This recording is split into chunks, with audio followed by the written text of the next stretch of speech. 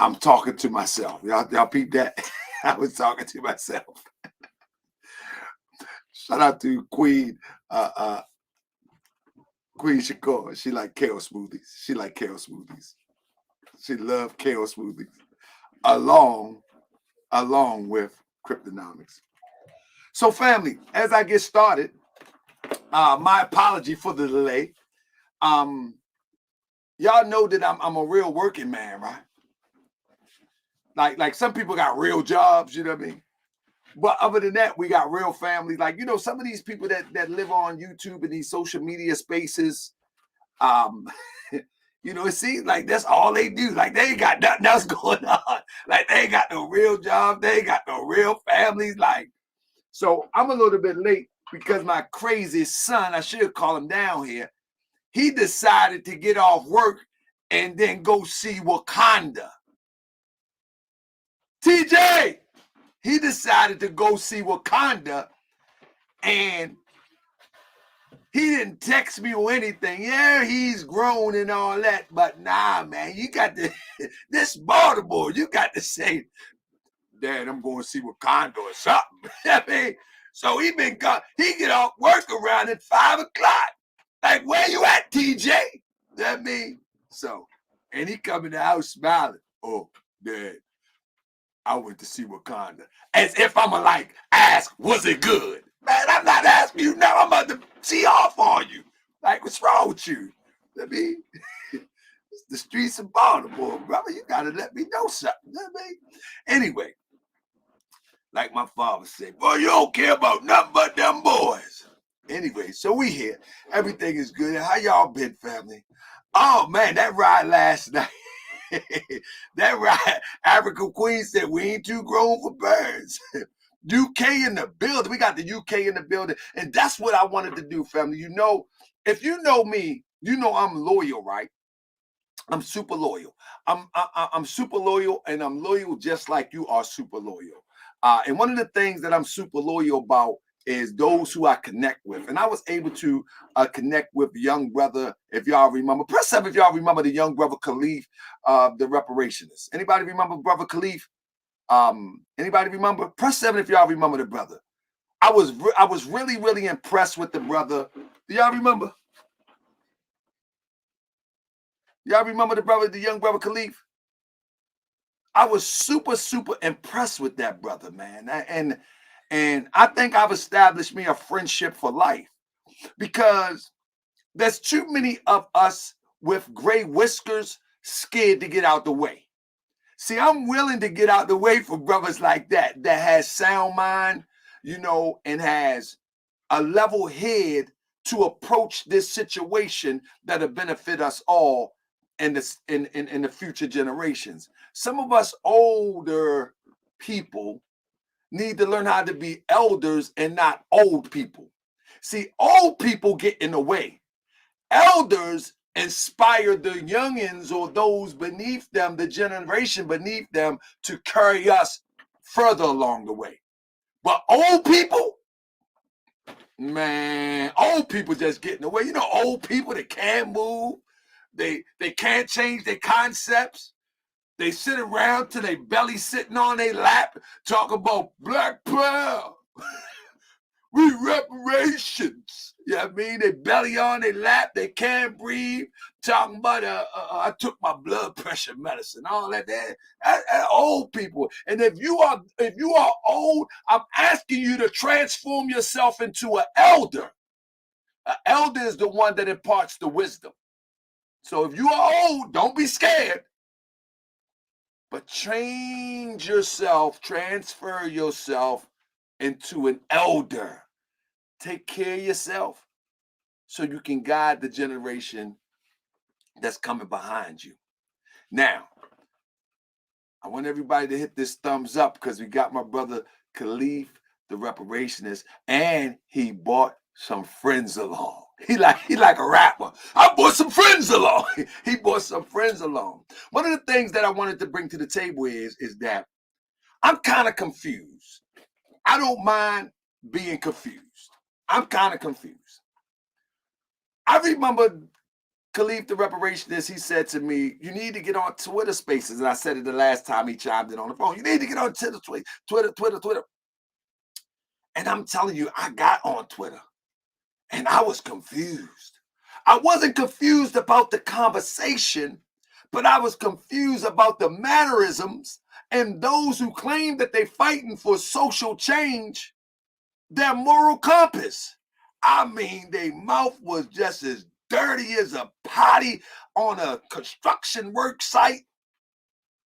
I mean, they was inviting people to their privates, and then it'd calm down, and then they talk about I'm like, my goodness, I was confused. And so I reached out to my brother. I said, brother, what I want to do is I want to find out who's who in this reparations movement. Because whether you know it or not, in a lot of movements of our people, they are really small clusters when you look at the big scheme of things. And the empty barrel always makes makes more noise than anybody else. And so those who are not moving on true reparations, those who are not moving on true checks and balances to see if they're making headway towards the goal, they usually make the biggest noise. They usually are the loudest. And so we brought some people here today by our with our brother, our friend Khalif, the reparationist. He's going to introduce you to two sisters, and they're going to educate us on this matter. And that's another thing that us old people, I used to be old, I say us old people that transferred it to elders, we are allowed to step aside and go from teacher to student at a moment's notice. That's what elders can do. But old people, they can't do that. They got to be teacher, and you can't tell them nothing. You know what I mean? Old people can't do that. But elders, they can go from teacher to student at a moment's notice. So family, thank you for joining me tonight. I told you we're going to bring some real educational shows up in here, because we're not going to be sitting around trying to beat change into people's head. We will inspire people, and if they choose to change, they will change. But you can't beat change into people's head. If people want to sell all of their give all their hard-earned money to swindlers, some point we got to just let them go ahead and do it, and we got to get those that are ready to be awakened. So with no further ado, family, we're about to get started, family. I want you to hit this thumbs up, family. We got 300 and some people in the building, and we know it's going to build up as always, because once they see the flyer, you know what they're going to do. They're going to come up in this joint acting a plumb fool, but don't bring that Twitter nonsense over here, that clubhouse disrespect and foul language over here. You're welcome to chime in as we get going, but you won't bring that garbage over here, because I will block you. You know what I mean? My grandma might be listening in heaven. So family, get prepared. Let's get busy. I be that more you gon' remember. I'ma be that more you gon' remember. I be that more you gon' remember. To Harker Bay front line till the law call my number. I be that more you gon' remember. I'ma be that more you gon' remember. That's right. I be that more you gon' remember. To Harker Bay front line till the law call my number. You a friend of the Moors, then you a friend of mine. I was told to watch my enemies, now hold my line. Those that speak against the prophet, they speak against me. And I'm speaking about the prophet over Drew Ali, who was the first to remind you and bind you back to Morocco, the mountains, Mississippi, and Quebec. Told you wasn't black, proved it with straight facts. You tripping off trucks, you need to be tripping off that. Now here we go again, acting like you a slave. Family, see y'all tonight, 9:30. Let's go. I be that more you gon' remember. I'ma be that more you gon' remember. I be that more you gon' remember. To Harker Bay front line till the law call my number. Family, we are in the building and the show is about to start. Let me first introduce you, allow me to reintroduce you to our brother, Khalif, the reparationist, Abdullah. And then I'll allow him to take over the show. I'll allow him to take over the show and pass it around to the family. And then I will come with the questions that we need to have answers so we know what's going on in this reparations movement. People always claim that somebody is trying to sideline the reparation movement because when I disagree with somebody, I disagree hard body because I disagree with frauds. I only agree with truth. I don't care what you believe in your personal life, but when it comes to the social advancement of our people, I can only side with truth. I cannot side with anybody that's trying to sell me some fugazi fluff talk. I can't do it. With that being said, I'm going to yield to Khalif, the reparationist. Brother, take the show away. Introduce us to a friend of yours is a friend of mine. Introduce us to our friends. All right, brother. Indeed. What's going on, man? Peace, man. Peace to everybody in the space tonight, man. Shout out to Brother Talker for setting this up. This is, something we was talking about, and I'm glad we were able to, make this happen. So first, I want to introduce Dawn Page. She's a phenomenal woman. She's been in the reparations fight for maybe 4 or 5 years. She could tell you better than me, but she's been fighting for reparations as long as I've known her. And she's fighting really strong. I actually work with her and her organization, CBAC. They're Concerned Black American Citizens. Then we have Tara Perry. She's based in California, Los Angeles to be specific. She has the Black Pack organization. And I actually met Tara at a reparations march. I think that was the first reparations march, actually, in February of 2021. February 2021, right after Joe Biden got inaugurated. That's where we met. So, with that being said, I could pass the stage to the ladies, and y'all could take over. Yeah, well, let's allow our sister Dawn Page to tell us a little bit about herself, so we can get familiar with her, and then we'll go from her to Sister Tara. So let's start with Sister Dawn Page. Dawn Page, tell us a little bit about yourself.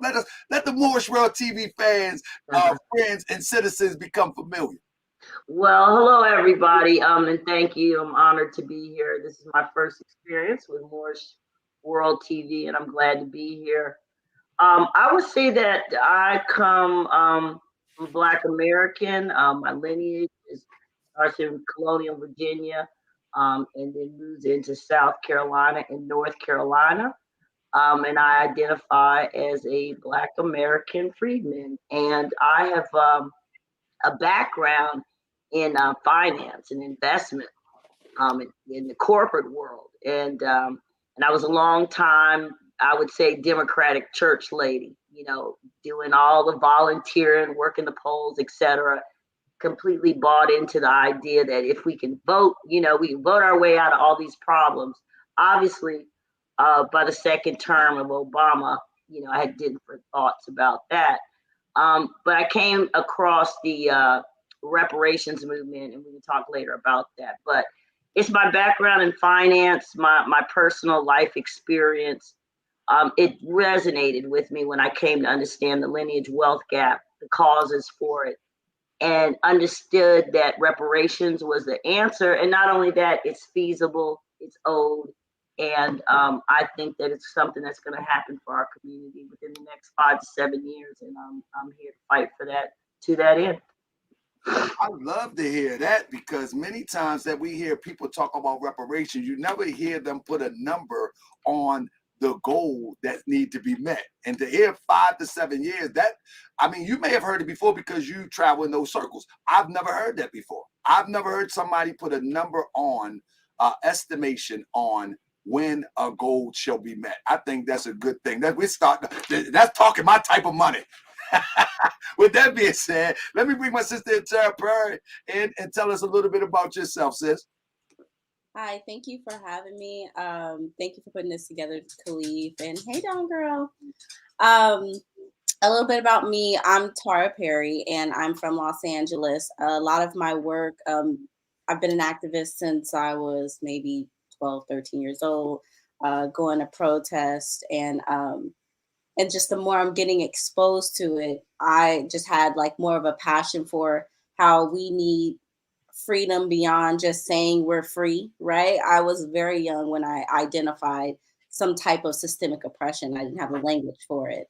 A lot of my activism work stemmed in fighting state-sanctioned violence. I'm a paralegal by trade, and pretty much all of our cases were police brutality, excessive force cases. And in doing that work, getting more politically involved, I created Black PAC after the election of Donald Trump, simply because I felt like, be it Republican or Democrat, Black people were not talking. And we needed to create an apparatus for us to have conversations about the issues that were really happening in our community and how we would overcome them, and in what ways do we need to vote and taking our power and voting as a block. But we have to have conversations in order for us to do that. And I got into the reparations movement by more, I guess I would say, more deeper. I was more political engagement and activation, but specifically in regards to reparations was the famous hashtag group that many people will not like to name, and that's totally fine, or don't want us to name them. But and I always attribute them for helping modernize the reparations movement, giving us the language that we use that's pretty much uniform across the board, be it whatever organization you're a part of now.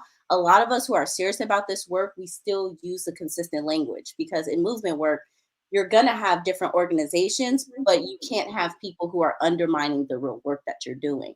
So I think that's very important. And I give big ups to all of us who are working in uniformity and not trying to undermine each other. We were the first contemporary reparationist group to hold a March for Reparations in DC. We found it was not just Black PAC in collaboration. We created the Reparationist Collective, and that was Black PAC, CBAC, and that was Be the Power, and a few other organizations. Real reparationist police organization. That's why we met. That's why he met you. Right? Is that Minnesota? Minnesota Black Lives Matter. They joined us at that time, and so we found it was important for us for the reparations call to be represented during the inauguration. And because of the January 6th, what we call that, takeover, I guess. The January 6th, the takeover, we had to push our march back because DC was pretty much shut down. So, we did this march and coordinated it amidst white supremacy. And in that energy, like, DC was shut down. It was dangerous to even be there. And they begged us to still not come, but we still had to go and make that call for reparations within, and made the demand that Biden pass an executive order to impanel a reparations commission within the first 100 days. And we're still doing that work to still push and make sure that they're giving us what we need. But we just can't let up, and we've gotten too comfortable as Black Americans. And so hopefully we're continuing to galvanize the Black American community. So that's me in a nutshell. So real quick, absolutely. So real quick, somebody is asking, Cryptonomics, he's asking, ask Most World TV, ask Dawn, where is she from again? So I was born in New Jersey, but my mother's family is from Charles City, Virginia, in the Newport News area. And then my father's family is from North Carolina and South Carolina. And I live in North Carolina right now. Okay. Let me get to Brother Khalif. Brother Khalif, if you could outline the process for reparations, how would you outline that to paint the picture? On Most World TV, I always try to paint the picture so people can actually see what it looks like. And so, right. And I want to go with Sister Dawn after that. How would you paint the picture of getting from this conversation to actual reparations, if you could paint a picture for us? So to paint a picture for you in a perfect way, right? I always like to say it's a prologue to reparations. So Dawn Page, she created this initiative as OFA 51, basically to reestablish the Freedman Bureau. So the guy that I sent you a guy earlier, by the way, his guy's name was Abona Higgins, and he's right. Basically pushing that message to create those Freedman Bureaus so that we can get access to city contracts, city budget. There's a key word called earmark, so that we can get earmarked dollars that it can automatically go to Black Americans specifically. So I call it the prologue to reparations, so that we can have some economic gains, so we really can fight. We can fight. We're doing the fighting right now, but we need an army to really fight. So as we continuously build that, we're looking at city reparations, state reparations, and then federal reparations. But the key component is that federal reparations is the only true reparations. So that's pure reparations, right? So pure reparations is only at the federal level. The state and the city reparations, what they do is they set up a system so that you can have a level of control amongst the elected officials, and also the people can understand what's going on with reparations. But also, you can get direct cash payments. They just gave direct cash payments to trans people in San Francisco today. So you can get direct cash payments going around. So that's a non-negotiable. Right. But then also at the same time, like I said, land allotments, different things of that nature. But like I said, the city and the state reparations, it sets up the game for the federal reparations. And federal reparations or an executive order, that's what we're really fighting for, to be quite honest. Like that's what what people are fighting for. But yeah, so it's a process in a nutshell. But when Dawn says 5 to 8 years, it's possible. It just depends on us organizing. See, if we're not organized, then we're not going to be able to build these institutions that we must build to be able to fight. We can fight as individuals. They both just said they have organizations, but we need more organizations. We need more institutions of higher learning and higher power so that we can really fight the dominant society and, teach our people in a way, because that's one of the main things. We have to teach our people. That's my main thing. So yeah, that's it.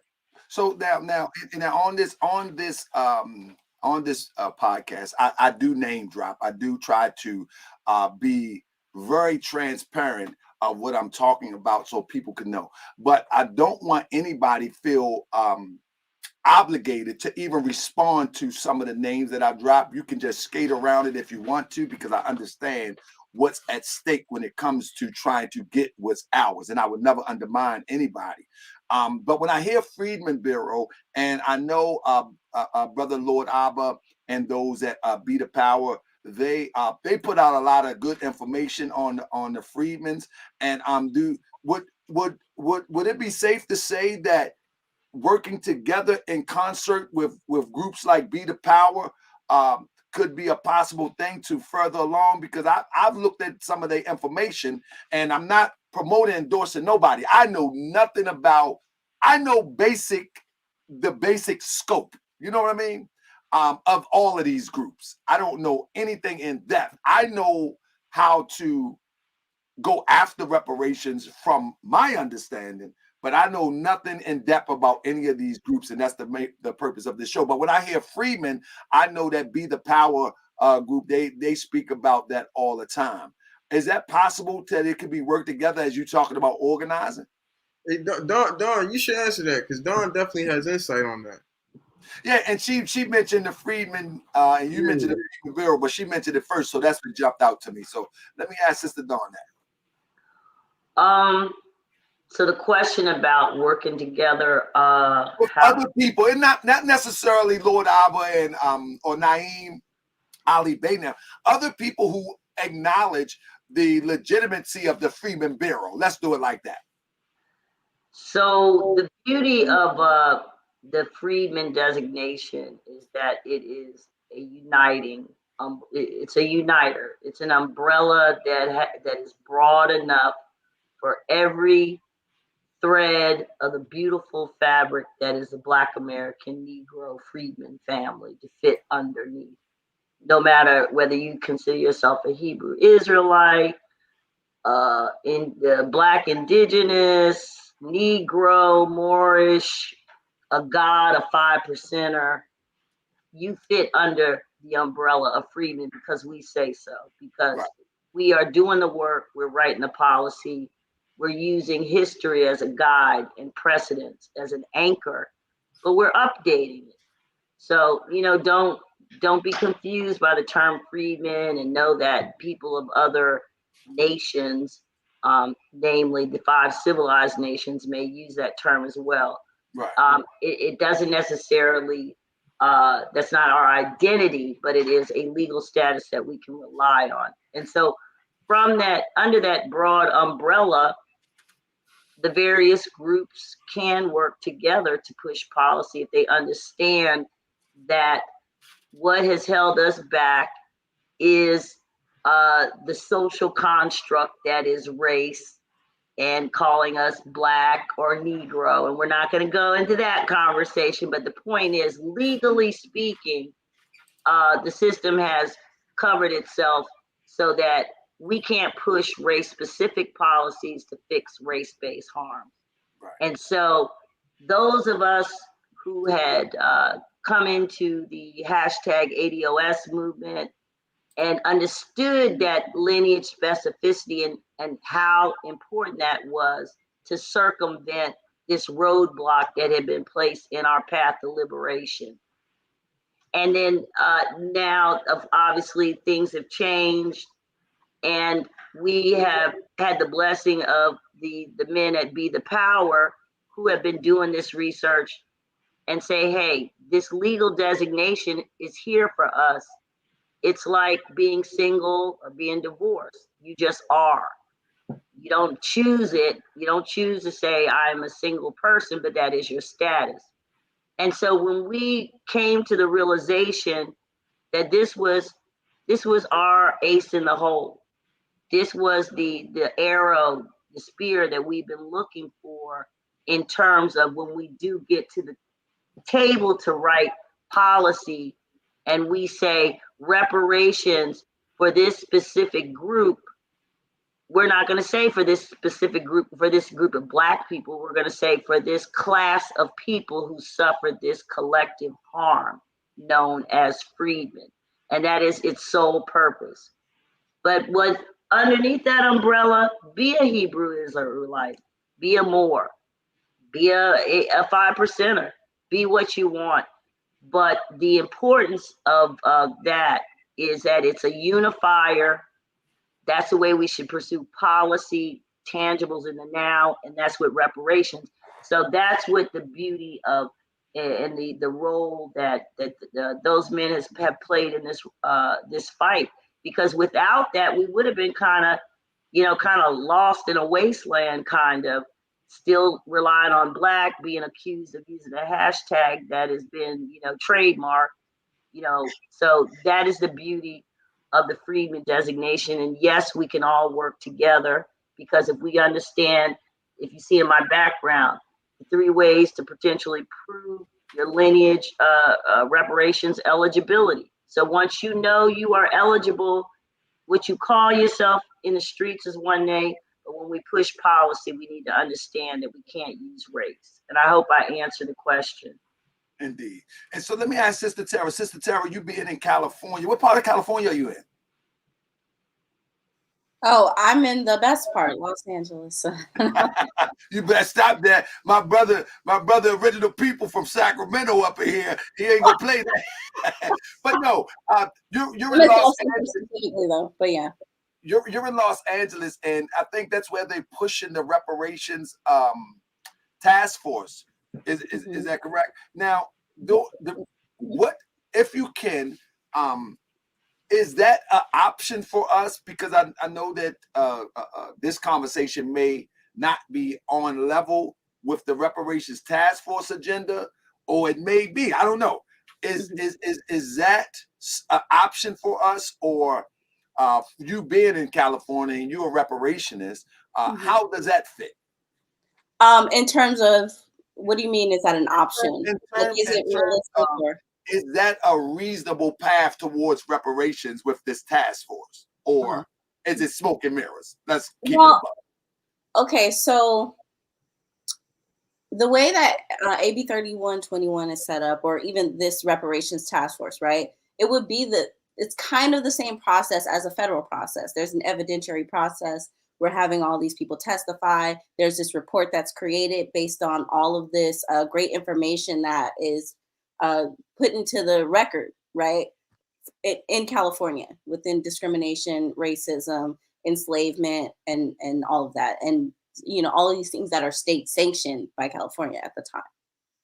So you give all that information, and then there's ultimately legislation that's drafted based on those facts. That would be the same process as a federal process. When we went to DC and we demanded an executive order impaneling a commission, that is this is what we're asking them to do. Impanel a commission of people to do the study, to see the harm, to show what the United States have sanctioned against us.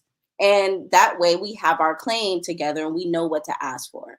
I think it is realistic. We just need the feds to jump on it. And after this interim report that was produced by the California Reparations Task Force, they're going to do a full report. I believe in June they're going to release it, and then from that report, the state legislators are going to draft a bill. Right. Do we have the votes? Not sure yet, because just because most of our House is Democrat, it doesn't mean that they all support reparations, because that's not true. So there's some conversation about needing to replace some of the assembly members so we can get a bill to pass. So I think that is the proper process, but do we have the right players to push this legislation once it's created? Or will the governor even sign it? Will he just veto it in the end? There is a possibility. I hope, I don't think it's likely. I hope it's not. I hope it's not a bunch of smoke and mirrors or song and dance when people try to do symbolic gestures for the Black community. I hope it's more than that. I really do. But I think all of these people who are energized in this movement, we need to make sure it's not that, and we need to give them no option. I get it. It reminds me of what Khalif mentioned earlier, that on the local level, that's one thing, but it need to go all the way up to the federal level. I think I get it. Like it would be a plus, but the federal level is everything. Let me read this comment real quick. It said, "I'm done with the reparations movement. At least the integration hustlers of the past got politicians on board. These current opportunists are just making money talking. Thanks to monetized content. Where are the politicians?" And that's one of the things that bother me when I see this social media reparations conversation. Many people are really just reparation podcasters. They're reparationist podcasters. In other words, they have a lot of talking points, but no walking points. You understand? They talk a lot of what need to be done, what we're going to do, and what we should do, and what we ought to do, but they don't begin to march towards anything that they say until they turn on the next camera and the next mic to talk about the next talking points. And that's why I wanted to point out that it's time to find out who's who. So, Brother Khalif, who are some of the, don't say who are not, who are some of the people that we can look to give us the true marching orders when it comes to reparations? Because right now it seems like the waters are really, really muddy. Yeah. You listen, man, you said it right. The waters are muddy, and it's people that it's funny that you said that. It's people that I've talked to who've seen reparations like from a distance, and they want to support, but they don't know how. That's the thing, like they don't know how. So the waters look really, really muddy. There's key people, right? There's key people and there's key organizations. Dawn, she has one of the key organizations, CBAC, Concerned Black American Citizens. Tara, she has Black Pact. Lord Abba Naeem and Brother Ali Bey, they have, United Sons and Daughter of Freedman. You have NASD, that's the organization out in California. They help write AB 3121. You have CJack with what's the guy named Chris? I don't want to get Chris Lawson. You have him with CJack, he's out there. So you have different organizations. And then also, I'm gonna be honest, there's people online. I'm neutral. I like some people online who do, productive things. There's a woman and there's a group, Secure the Tribe. They organized 28 states to do these pull-ups in regards to reparations. Shout out to the woman Yaya, she's out there in California. So it's different people out there, that are in the movement who are, people that I respect, but also I've seen the work that they've done. And I think some of the work that, people have done, new people or people who are trying to learn about the movement, they should definitely reach out. But that's the part of organizing. And kind of we was talking on the phone, I was like, is another level of organizing that has to be done. We can't organize based off, it's like a triple R right now in the reparations movement. Is reparation is Royal Rumble. Like everybody's just doing whatever they want. You can break out on your side, make your money, do your thing. You could break out on this side, you could do content, you could do that. And it's not about content, it's really about putting the fruition to the legislation, and then the legislation to the assembly or to the council or to the people that we want to elect. So even if we running candidates, like I said, it's a guy that we're running in this city of Philadelphia because we know that we need somebody to speak like us. They say, Lee, why you don't run for office? Because if I run for office, I'm gonna help these other people get in. I'm just what see. So that's the thing. So us being organizers is our job to teach the rest of our people and build. So that's kind of where it's at right now. But those things that I said are people that I respect, and I think let me take a crack at that too. I just really quickly, right? I'm looking in the chat, and this is crazy. So, always crazy. I know, stand up in the chats, right? So I'm looking how someone's talking about the Secure the Tribe, the 28 pull-up, right? 28 cities, 28 people, right? That's the start of it. And like all of these people who have so many negative things to say, to me, it's baffling because what are you doing? And besides sitting around talking about the way other people are organizing, and if anybody knows me and Yaya, we don't get along, right? On Twitter, right? But I still support people's efforts to try to organize other folks and get information out there. And you have to give credit where credit is due. I wanted to ask the question. Negativity in the movement is not helpful, y'all. Hold up. Sister Dawn wanted to say something first, and then I'll ask the question. I think she wanted to speak after you, Sister Tara. Yeah, I wanted to talk about, who is putting out the calls to action. And I will say that Concerned Black American Citizens, my organization, I think is at the forefront of actual calls to action. And I only say that because of my background is one, I come from corporate America. I actually have been employed as a political organizer. And I'm at a point, I'm 58 years old. I'm at a point where I've had all of my fill of historical trauma porn, victim porn.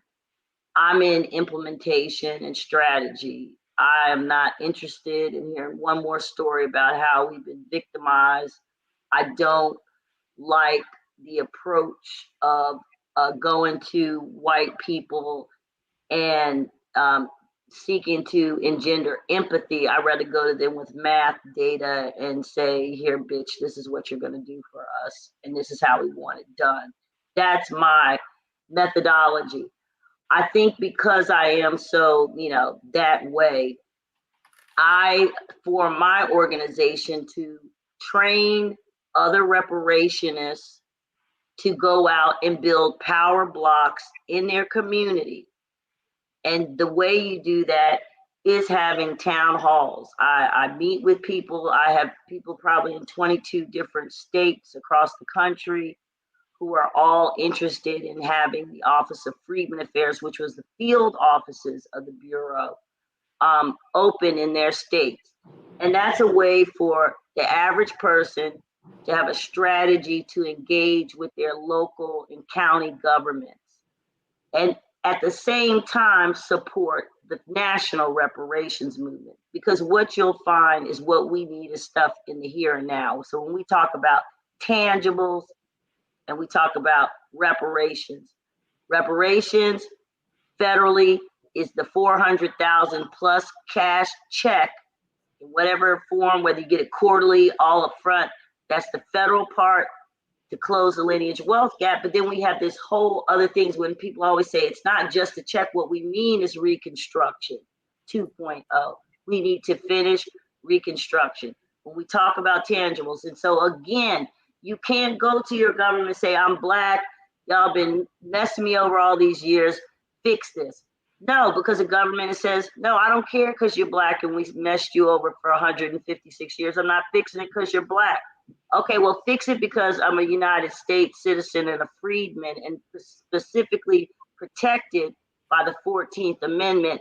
This disparity in maternal mortality rate, this disparity in education, this disparity in income, home ownership, those are all violations of my equal protection rights under the 14th Amendment, not as a Negro or a Black person, but as a freedman, which that protection was specifically written for. And when you walk in that knowledge and talk that talk, people can't come at you and say, oh, you're asking for a handout, or why can't you? No, I can show you the disparities, the studies that my city and county do, and I can show you that they have outlined it is because of racism, it's because I belong to this class, but we're not enforcing that and say, fix this. But the movement to me, what is reparation? It looks like the federal push. I think the most critical infrastructure that we can all, when people want to get involved, push for an Office of Freedmen Affairs, especially if you live in a sanctuary city. Let me ask you, when you say like organize, and I heard Brother Khalif said that, and Sister Tara mentioned that, you know, that was just the start. When you say organize, what does that actually look like? Is that people showing up? Is that a round table of people who holding positions that's kind of like a organization like the Freedman Bureau, for example? Is that a specific literal bureau where there is I don't know how it works, just say a CEO, a CFO, and all the way down the line to a secretary and all that, or is it not there yet? Like, what are we saying? Yeah, I would say in the mix of organizing, what you have is certain areas that are strong. So you have certain, let's say, cities or states that are a little stronger than others on the organizing aspect. What we're talking about reparations. So we know that it's a national piece. So we need a national organizing component. We're getting there. People are getting there, but you got to remember, since the local part is important, people who are building local, they've organized, but it's all, you know what I mean? It's kind of like, it's a process to. I mean, it has to be a ground up, and we can look to the literal legislation from that establish the Freedmen's Bureau and the offices that lay out the logistics. So imagine the Freedmen's Bureau is just like your social service, the Department of Human Health. What I like to see is, at the very least, of all of these reparations task force popping up across the country, is to establish an Office of Freedmen Affairs. You go there, it's a desk and a chair, you get your paperwork done, and you get your quote unquote black card. But I think that's the critical component that which we all, whether you're a reparations scholar or not, can push for that. What I'm saying is, this is how I see things, and I'm gonna bring Sister Tara in a minute. I see things like this. Why not create an interim Freedom Bureau that will overlap when it's time to put it in place? Because it's like when you're starting a business, you don't like, I mean, many people go out there and hustle on the streets and sell this and sell that and say, oh, well, let me get an LLC later. You know what I'm saying? I get that too.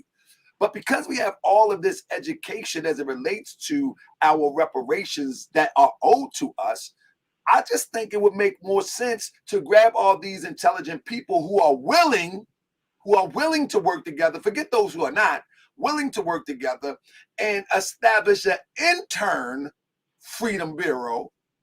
And from that intern Freedom Bureau, when it's time to put it in place, it's already in place. You don't have to accept what they give you. That's exactly the strategy that we're following, Brother Taharka. Right. That is exactly what, I mean, yeah, and it only makes sense. You have to build it yourself.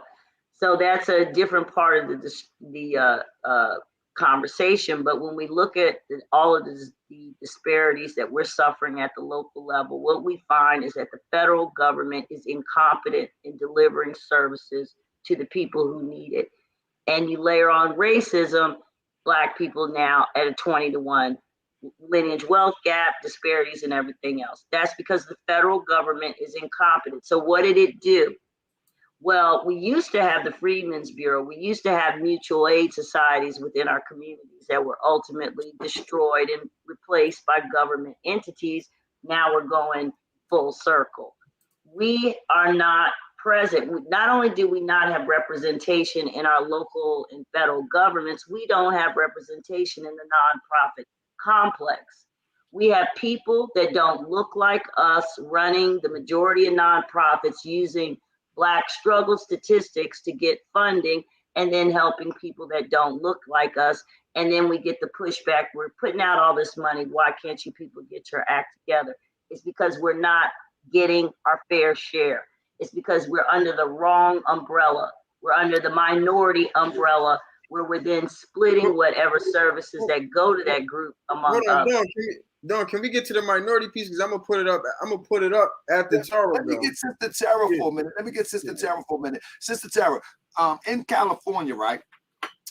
Brother Khalif had mentioned the reparations for the rainbow community, and no disrespect to the rainbow community at all. You know what I'm saying? I think I just do that because I mean the acronyms has changed so drastically.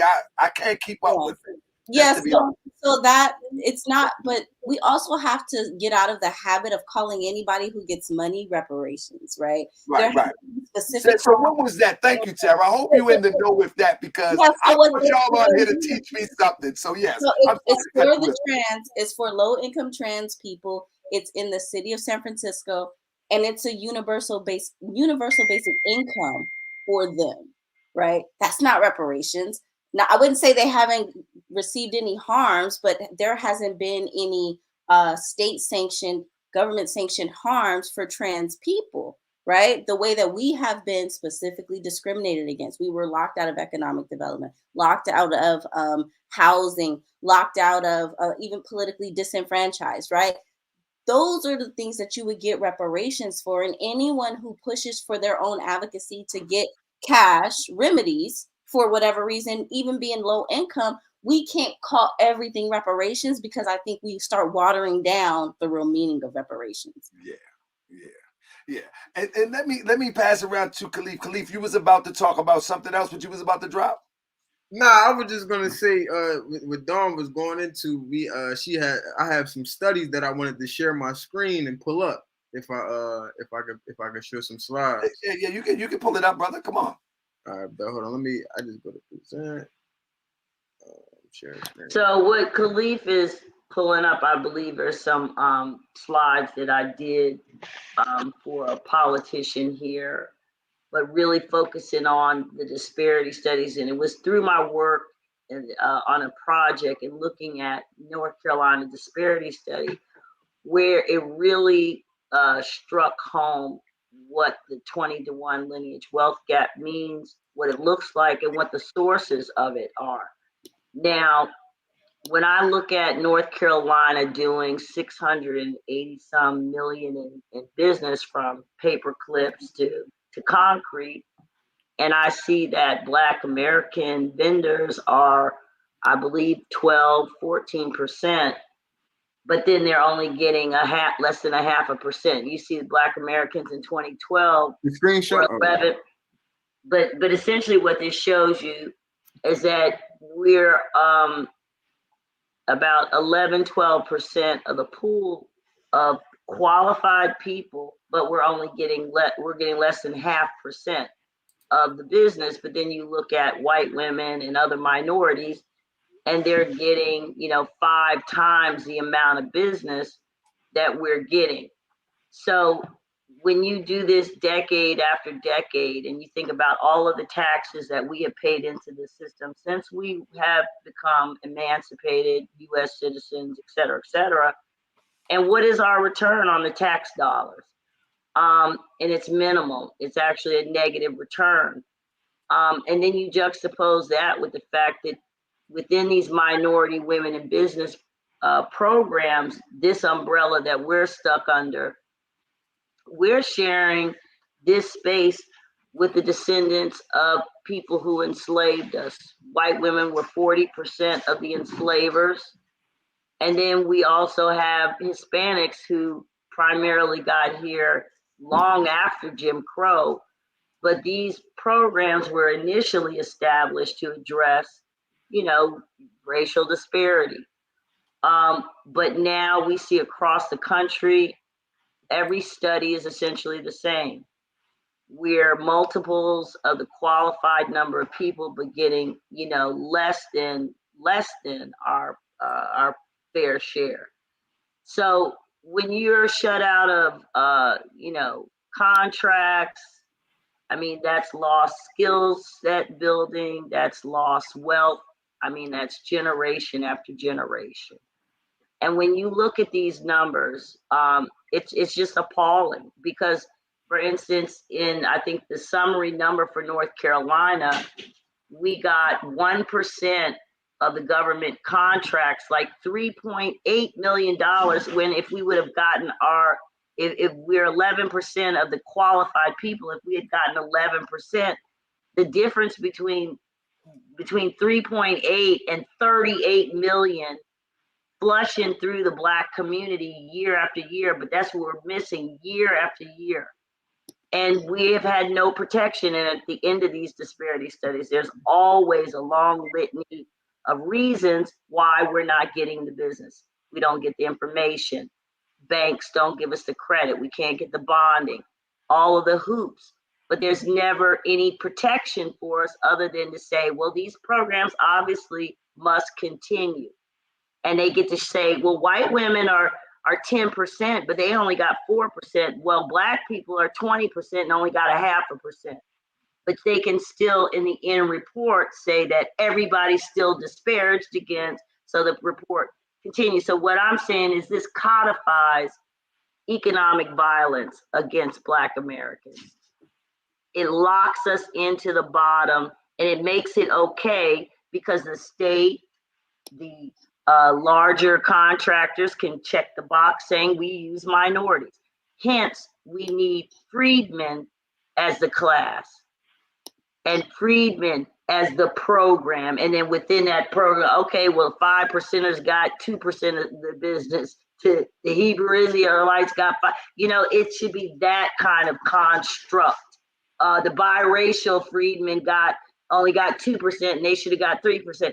That's the kind of conversation we should be having within our own contained bureau. And if we have a bureau or an Office of Freedmen Affairs, your city can no longer say, well, hey, we tried to find qualified minorities or Black people. No, you're going to go through the Freedmen Bureau, and every dollar that your city or municipality says, we're going to get our 10% lick at the minimum. I think you're muted. That's what I'm saying. Why not just create the intern Freedom Bureau and start the process?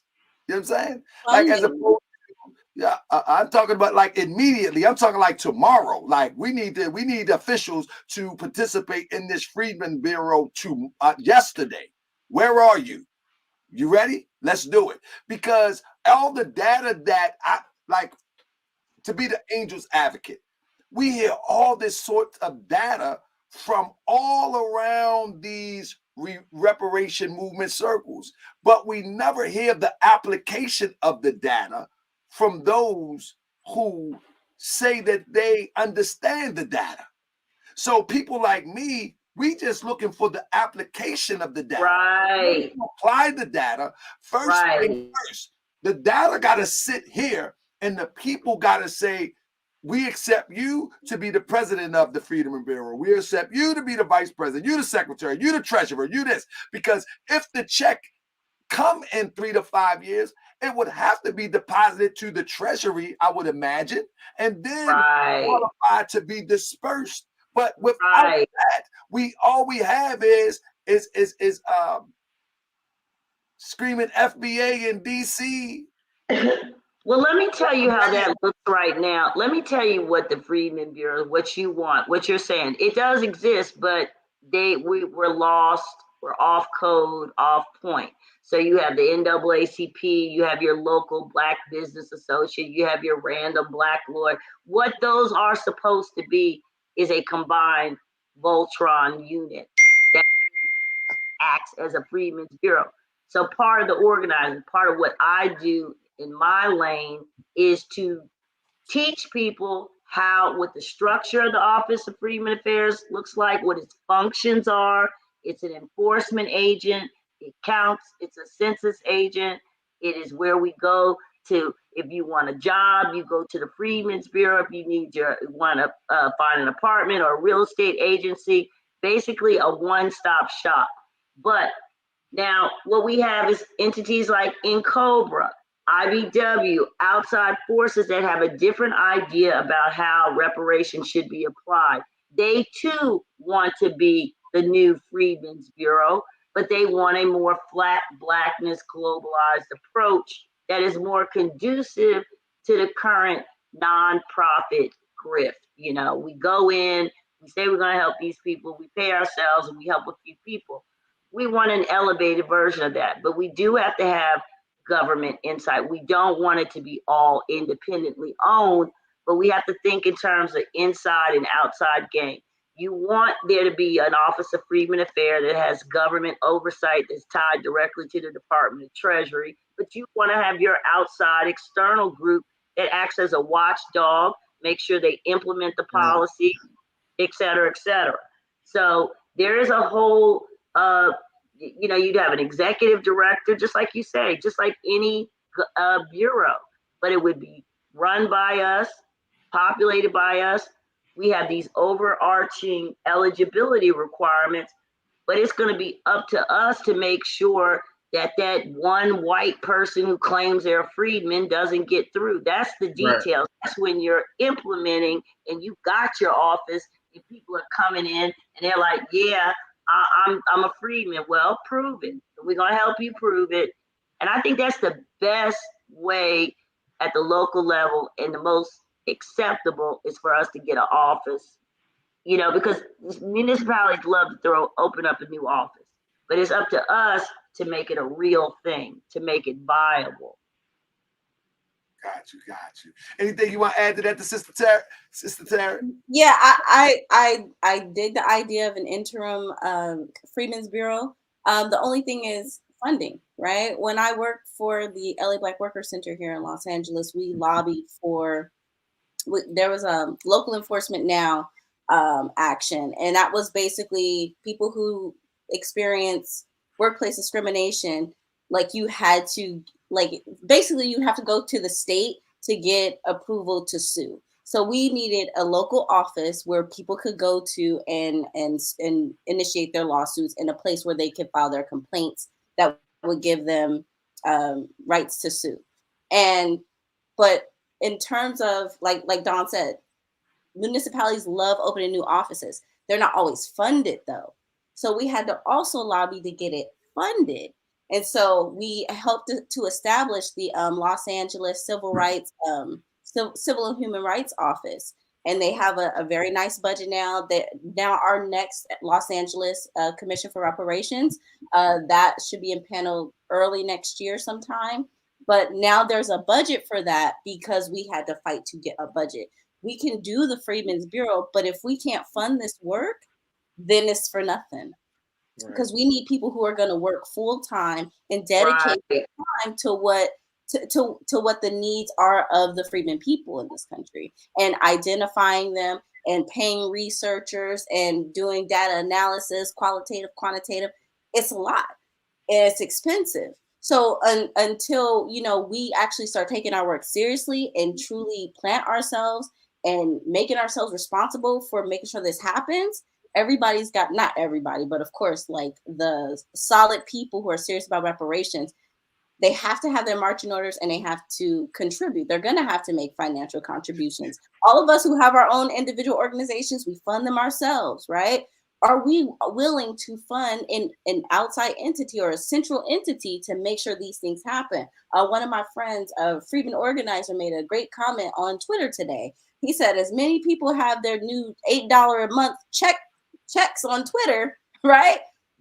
Can that shows that we can do something. Can everybody contribute $8 a month to a central place and make sure that this Freedmen Bureau can happen and the work can be funded and it can be done properly? Because if it's not, it's just another. And Tara's title for that, she coined this phrase. It's called political tithing, which I love. But political tithing is what we need to get with in the 21st century. And that's a part of our organizing. It's more than just showing up to a rally. It's more than just writing a paper and sending it somewhere. We have to be serious about this. The Jewish community, they donate thousands of dollars to the Jewish Federation. But you know, and they make it their business to do it, right? And of course, we don't have that much money because we're fighting for reparations, right? We see the economic disparities in our community. But if I can give Elon Musk $8, I'll give $8 a month to the Freedmen's Bureau. It says, Don, that's our fault. If you look at all these cities in Black leadership, we keep voting for our own demise. Atlanta is one of the few cities where Black fought for those contracts. Yeah. Yeah, that was Maynard Jackson, and basically it I'm gonna way after that. The NAACP, when it was really like about it, they did this first source agreement that swept across the country where they were demanding corporations um, give jobs to, because they had a projection that by the year 2000, 70% of Black men would be unemployed. And guess what? 70% of Black men are unemployed today. I wanted to say in terms of like actual figures, an Office of Freedman Affairs in your local municipality would probably cost anywhere from 150 to 300 grand a year to run, to staff an office. So to give you some more tangibles to work with, because the realer we make this, the people we actually can do that. We actually can have a place. The thing is, this is easy million too. I wanted to say this. One of the issues that I have with a lot of different organizations, and I'm a part of the Moorish Science Temple of America, and there's different administrations around, and it faces the same thing. Everybody is hurry up and waiting to do what? My thing is, if you look at Philadelphia, you have a row house. Use that as headquarters until you can do better. Start somewhere. You know what I'm saying? As I did in Baltimore. You know what I mean? I was able to establish Unity Hall in order to begin the work called the Alliance for Political Accountability that also seeks the same. I have a different approach, but also seeks the same resolve. But my thing is like, it seems like every time I go into these Twitter spaces, every time I go into, and I just go listening, these Twitter spaces, these YouTubes, and these Clubhouse, it just seems like no one is really saying, okay, you know what? I got two people is enough, and that's where I'm going to start. That's where we move it. Now we got 3, now we got 4. It's always like, okay, it's going to take, as you put the figures out there, it's going to take this million, they're going to take that. No. Let's start with what we got and build from there. If we keep saying that it's going to take this and take that, and it's a unreachable goal at this time, we're going to neglect to get the small accomplishments to make it to the big accomplishments. How about just grab what you can? You know what I'm saying? Use the public library. You know what I'm saying? Build from that up. It seems like we're stuck in this cyberspace, in this artificial reality, and not you. I'm just saying a lot of the conversations that I hear is stuck in this artificial reality, saying what we need to do, what we're going to do, what we want to do, and here's the figures, how we're going to do it. And it's all stuck right here. There is nothing. When we talk about give us tangibles, we're not even creating tangibles for ourselves to receive the tangibles that we want given to us. It doesn't make sense to me. You know what I'm saying? Good. I guarantee the 4 of us right here could put together enough rent money to have a cheap little spot in the hood where a Chinese person or a Korean person would get that same cheap spot, and they would sell dirty chicken to our family 100 miles and running. But we won't take that cheap spot and use that as a landing pad to start our revolution. That doesn't make sense to me. I just want to, I want to give our people some grace, because I know those Clubhouse spaces, because I was definitely there for 2 years. You started and did a lot of good organizing there. But what I will say is that those of us on this call and the other more serious ones, we have kind of abandoned those spaces and left those people to themselves, because it's like we were on Clubhouse. And I'm glad you said that. As my grandmother said, well, praise the Lord. Because that stuff is dizzy. It makes is you dizzy. Yeah, and you can go months and they're still having the same conversation. So I feel like we basically pulled out of those pools the people who were wanting to do the work.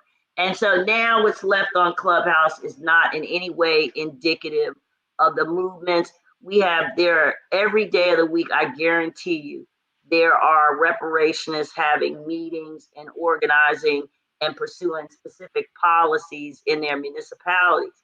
And so it's not good for, Twitter.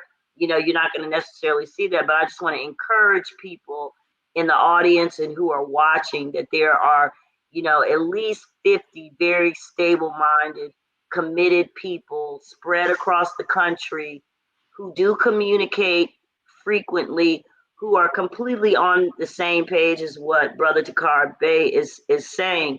We need to do this ourselves, but understand the building blocks, you know, the time it takes. But that's the type of organizing, like you said, is essentially reestablishing, at least in form and thought, mutual aid / bureaus or offices of Freedman Affairs virtually. But and I want to add to that too, because like kind of sort of like to piggyback off of what Dawn is saying, we're looking at, there are people who are like-minded, but then as we know, we have to teach a lot of people.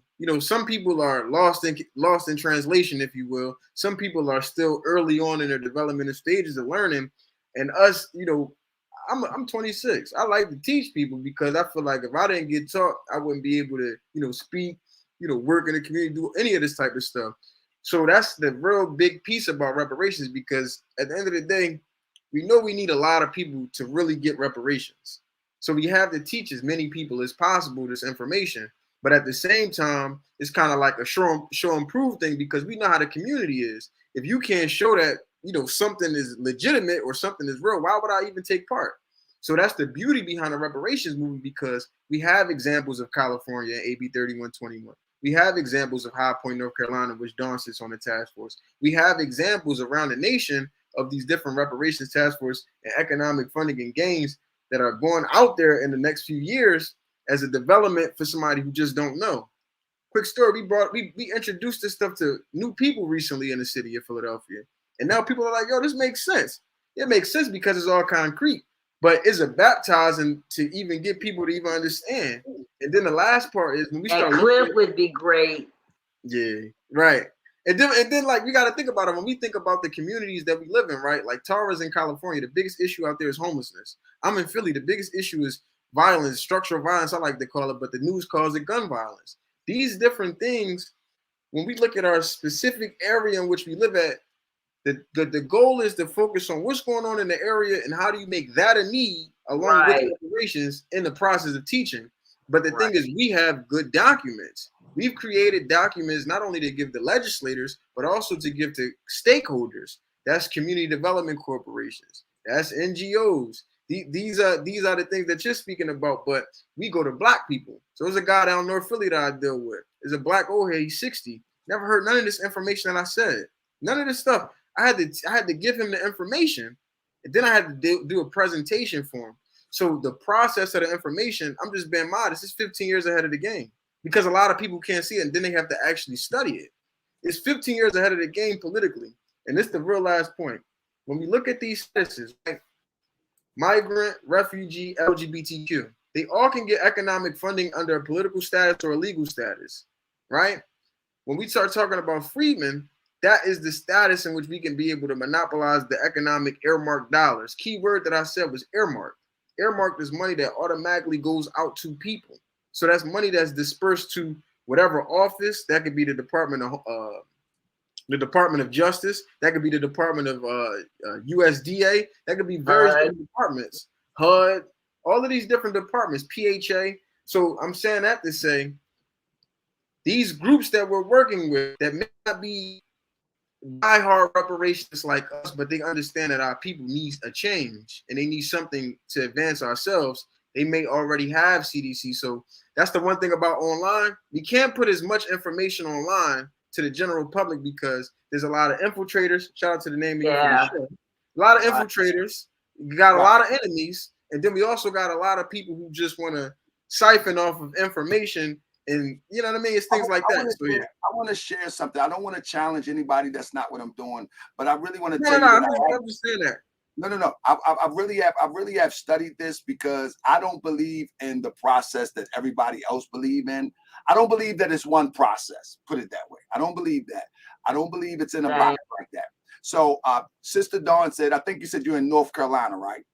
Are you familiar with the reparations program of the eugenics program in North Carolina? Yes. You know, now the details of that is something that a model that can be used. You know, you don't need everybody on board. They got a reparations program. They had a reparations program in North Carolina for sterilizations of our sisters in North Carolina. And they received reparations.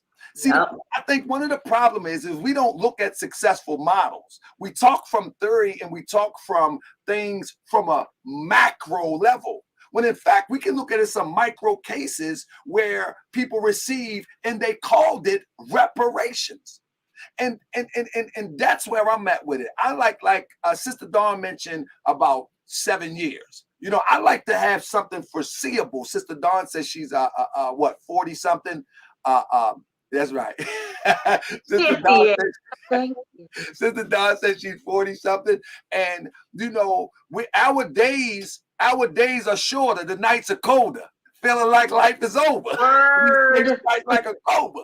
You know what I'm saying? And so we want to see results. So I'm just saying that it would make sense to look at some successful models in our community, because there are successful models in our community.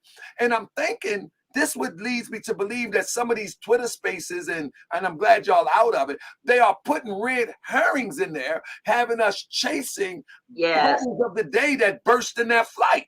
You know what I mean? Like a balloon, it just bursts when you try to grab it. There is examples out there. We should have some place where we can brainstorm and look at these successful models and march towards these successful models. And these successful models, many of them did not take millions and millions of dollars. Yes, it was back in the day, but I'm telling you, the efforts of the people and the power of the people is more powerful than the dollar. The dollar will come. I agree 1,000% with you on that. And I think like what Tara was saying, we don't have any forums. What we're going through right now is a transition in consciousness in the Black community. We're separating the wheat from the chaff, because lineage-based reparations is really the only way for us to go. We have to unflatten Blackness. So that requires a reorganization of the teams. You know, some people got double jerseys on, and they can't be on this team. So I'm planning on having a forum, been talking about, because in 2023, it's time to move to more, to move to the second phase of implementation. The first phase this year was delineation now.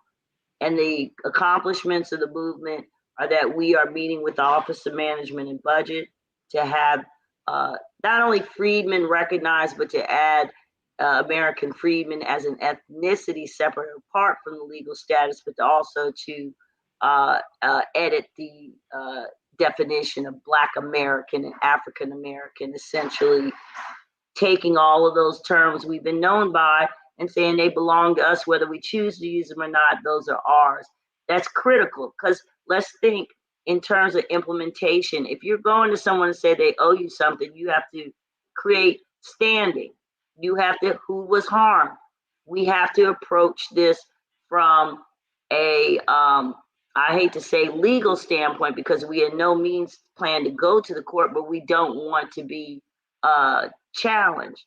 But we haven't really had a forum to have a discussion. What is our legal strategy going forward? That's okay, it. But separate and apart from a legal strategy, it's formulating our policies and demands such that they can't be challenged. But even separate and apart from that, what we all need to internalize, and I swear, once you understand the formula, everybody becomes an activist. And here's the code. We have a 20-to-1 lineage wealth gap. We must criminalize that fact. The fact that disparities in maternal mortality, infant mortality, education, home ownership, healthcare delivery, all of the things in which we are at the bottom of has to be criminalized. That is why the Freedman designation is so important, because under that designation, the government was obligated to protect us. We can look at today's disparities where counties and municipalities are conducting these studies. We don't need a new reparation study. They're all done constantly every 3 years by law to tell us how fucked up we are. And those disparities, we have to criminalize the act of these municipalities studying us like rats, studying our demise, then doing nothing.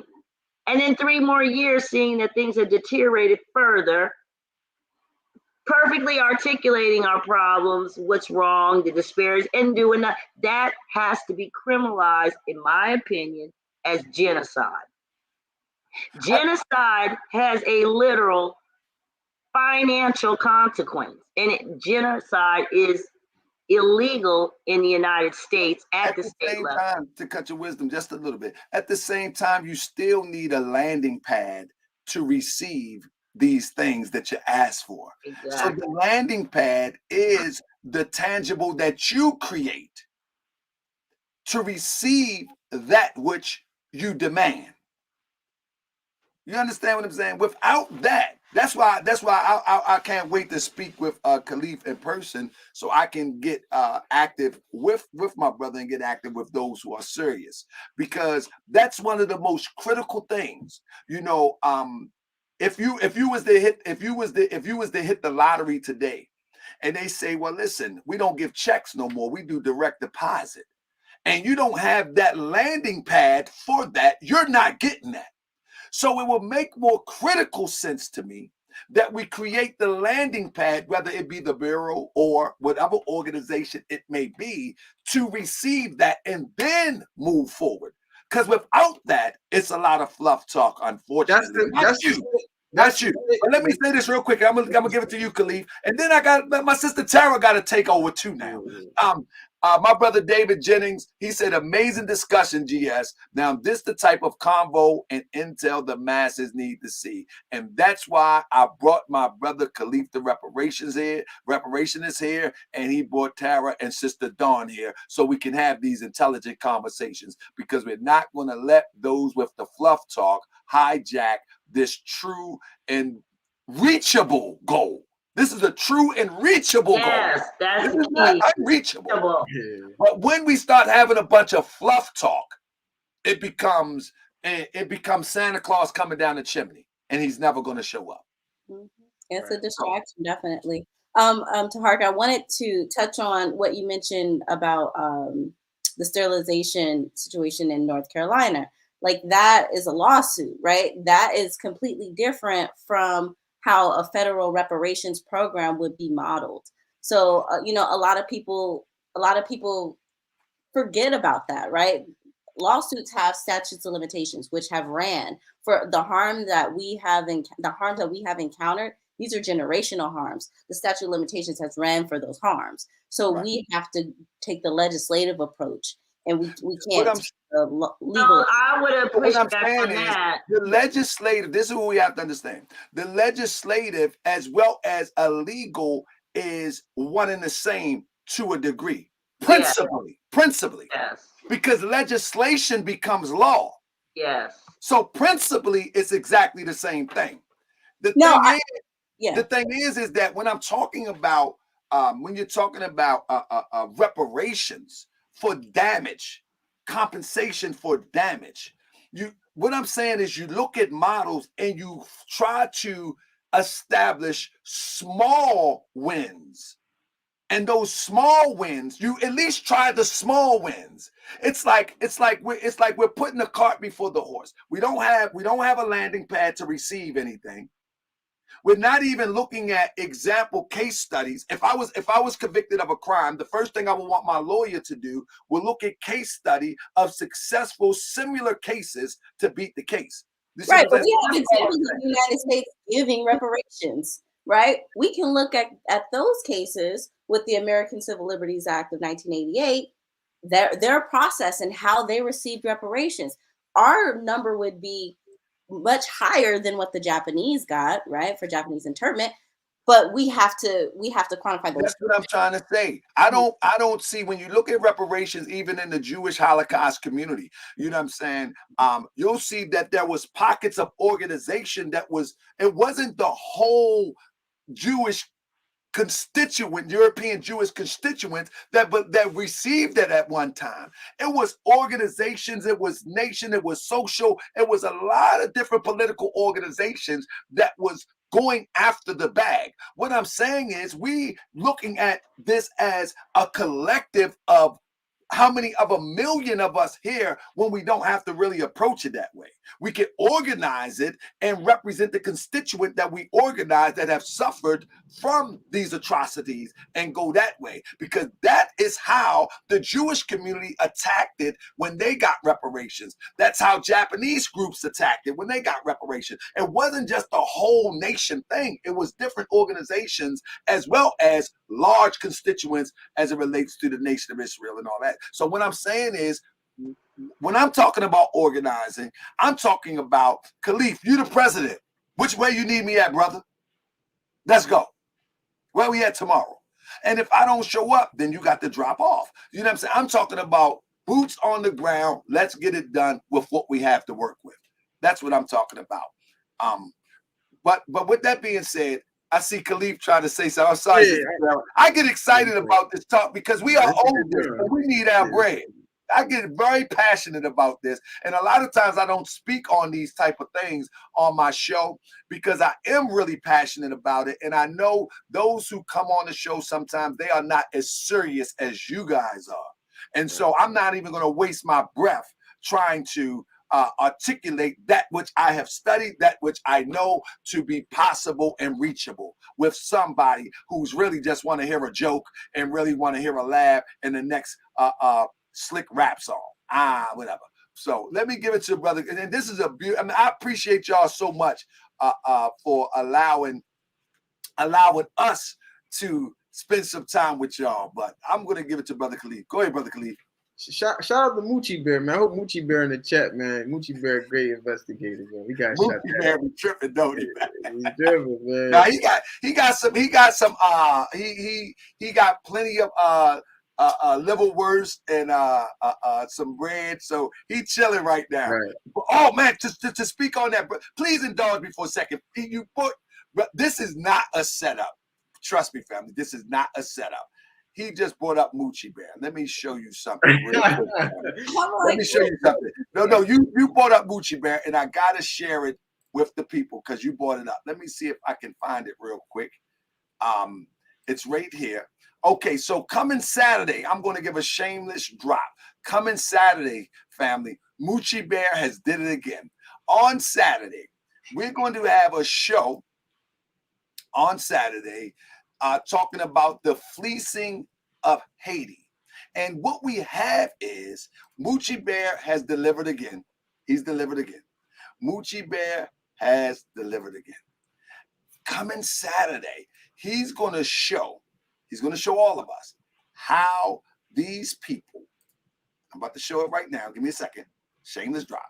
He's going to show how these people have teamed together to fleece our brothers and sisters in Haiti. They are fleecing our brothers and sisters in Haiti by the suffering of Haiti. What you see there is Tariq Nasheed, mother-in-law, holding a baby of African descent, if you will, to a child of Haitian descent. And you see Tariq there, who is the gateway to Haiti.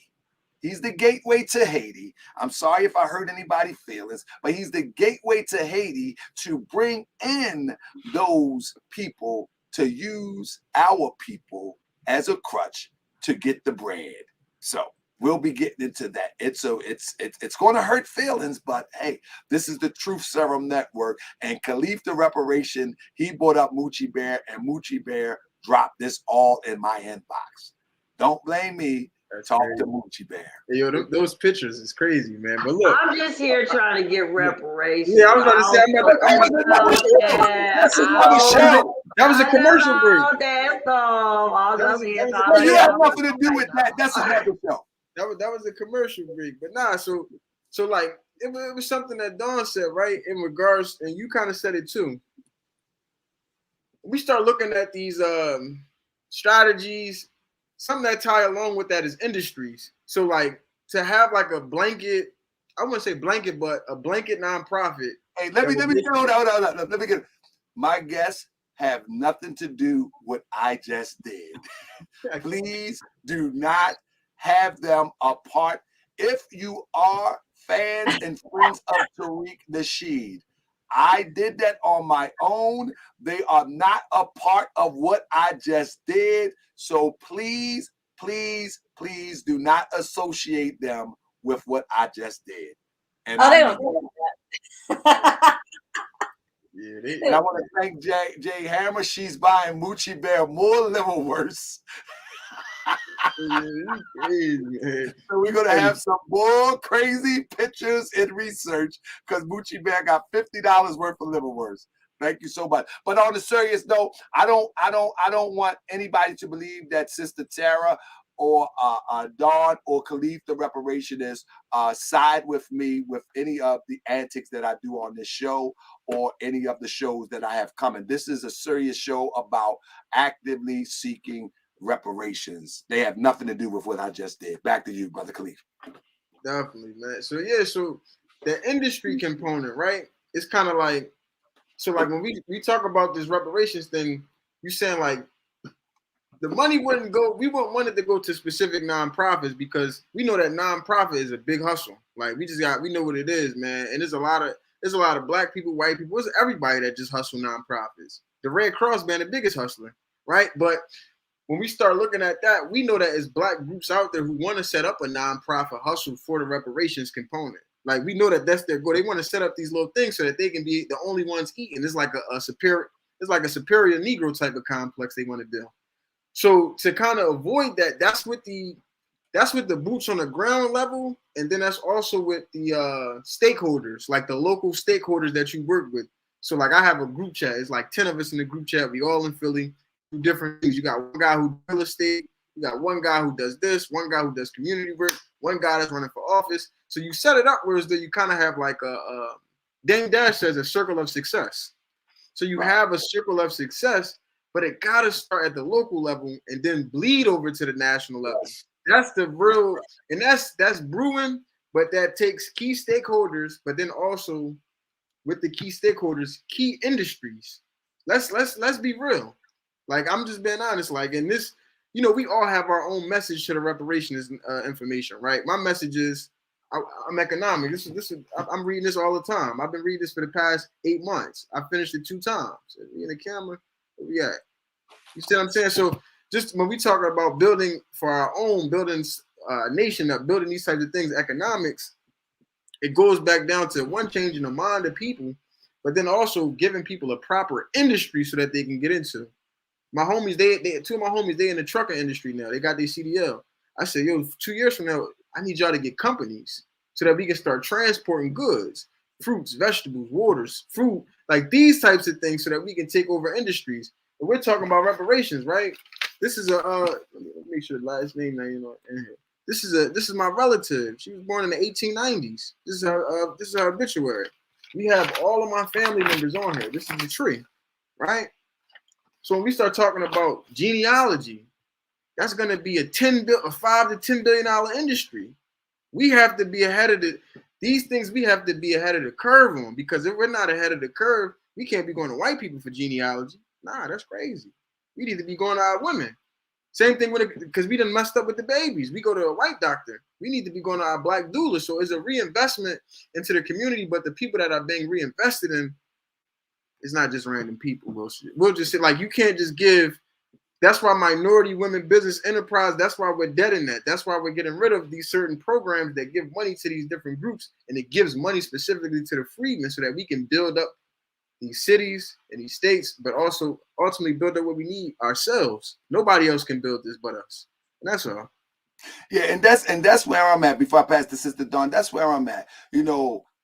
When will we start to see the brick and mortar where people can say, I'm going to the Interim Freedom Bureau on Pulaski Street? Until we have that, it's really going to be a kind of dream of an uphill battle, because our people, it's a saying, and I'm not trying to proselytize. It's a saying in the Moorish Science Temple of America. It says that man needs to see his God. In other words, it say blind faith and all that. In other words, we have to see that which we believe in for real. We have to see the manifestation of it. You know what I'm saying? And so when one be able to walk up to a building and it says Freedom Bureau, interim, in any city, okay, now people may be ready to jump on board.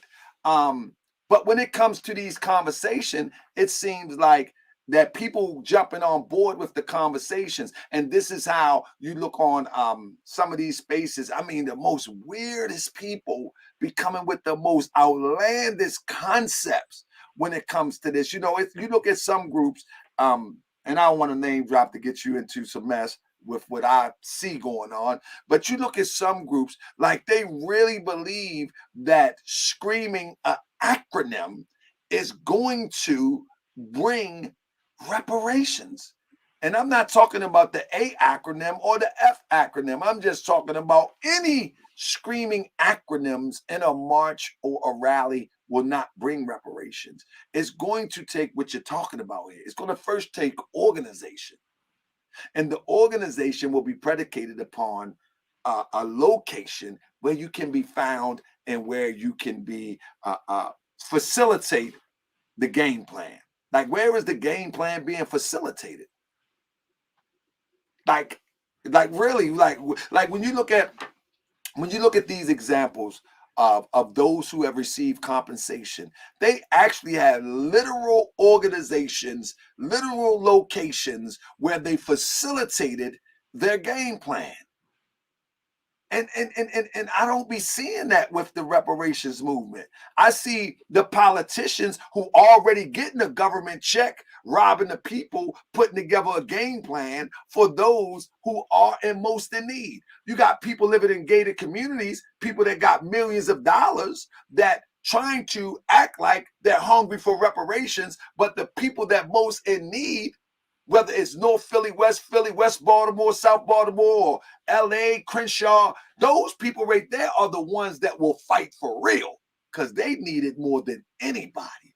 So I think that the organization need to go to the same people that Elijah Muhammad went to, that Noble Drew Ali went through, because these people in these gated communities with these tailor-made suits and these fancy dresses and tights on, I don't think they as hungry as they act as that they are.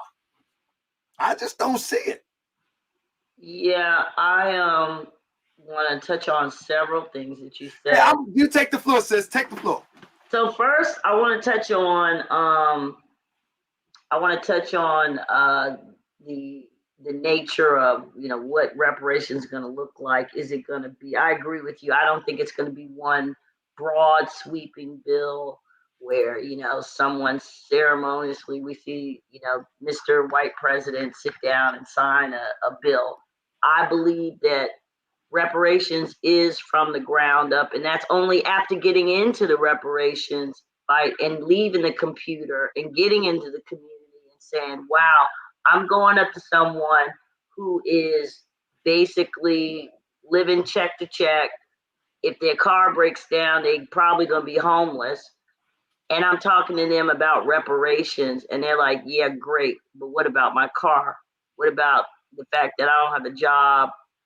And you realize that there's a disconnect between the idea of reparations and then what is happening in day-to-day lives of people, which is where the disparities come in. In a sense, I feel that reparations, these commissions popping up, are a distraction.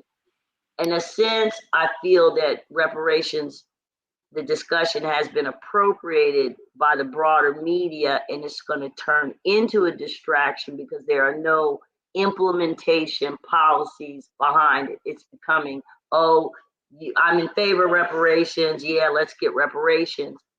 But the real work is in attacking these disparities. While we're talking about reparations, illegal immigrants are being given money, lodgings, land, all kinds of things. Other groups, based on their specificity, are being given grants to do all kinds of wonderful things and all kinds of access to the American dream. And so that's why the Office of Freedmen Affairs, and let me make the distinction between the Federal Bureau, which would be like the Bureau of Indian Affairs, but this federal bureau, and then the states are the Office of Freedmen Affairs. And it is so incredibly feasible and doable and achievable for us to open, to make this push in our municipalities. And I really don't think that federal reparations is even possible without this piece of infrastructure, which is why, because getting these offices open and understanding how local municipalities work, that is why I can say with confidence, I think federal reparations is going to happen in 5 to 7 years, because across the country, you've finally gotten together. Everybody has the right jersey on. We're setting up pushing our municipality to open a desk and chair where my people can come in and have all of their needs met, get their lineage done, and get their black card. And I'm just euphemistically call it black card. Right. But the point is that office then becomes a permanent advocate for federal reparations. That the way county governments work, they all pull money from the federal government. So that office then actually has the ability to write grants and to get money, matching funds. So those offices then are the vehicle for our direct deposit checks. It's easy peasy. It truly is. And that's why, like I said, I can confidently say we can get federal reparations in 5 to 7 years. Doug, With these can you tell them about? setups. Can you tell them about the one program, the one, not the High Point Commission, but the other commission, and what's the one in the other one in North Carolina? What, Asheville? No, the one that you're on is the budget. The Participatory Budgeting Committee. Yeah. What about it? Now I was saying, could you break that down to him and his audience so that they can get an understanding on like kind of what that is and how that could be utilized in somewhat of the system like what you're talking about? Because I know how people. Yeah, go ahead.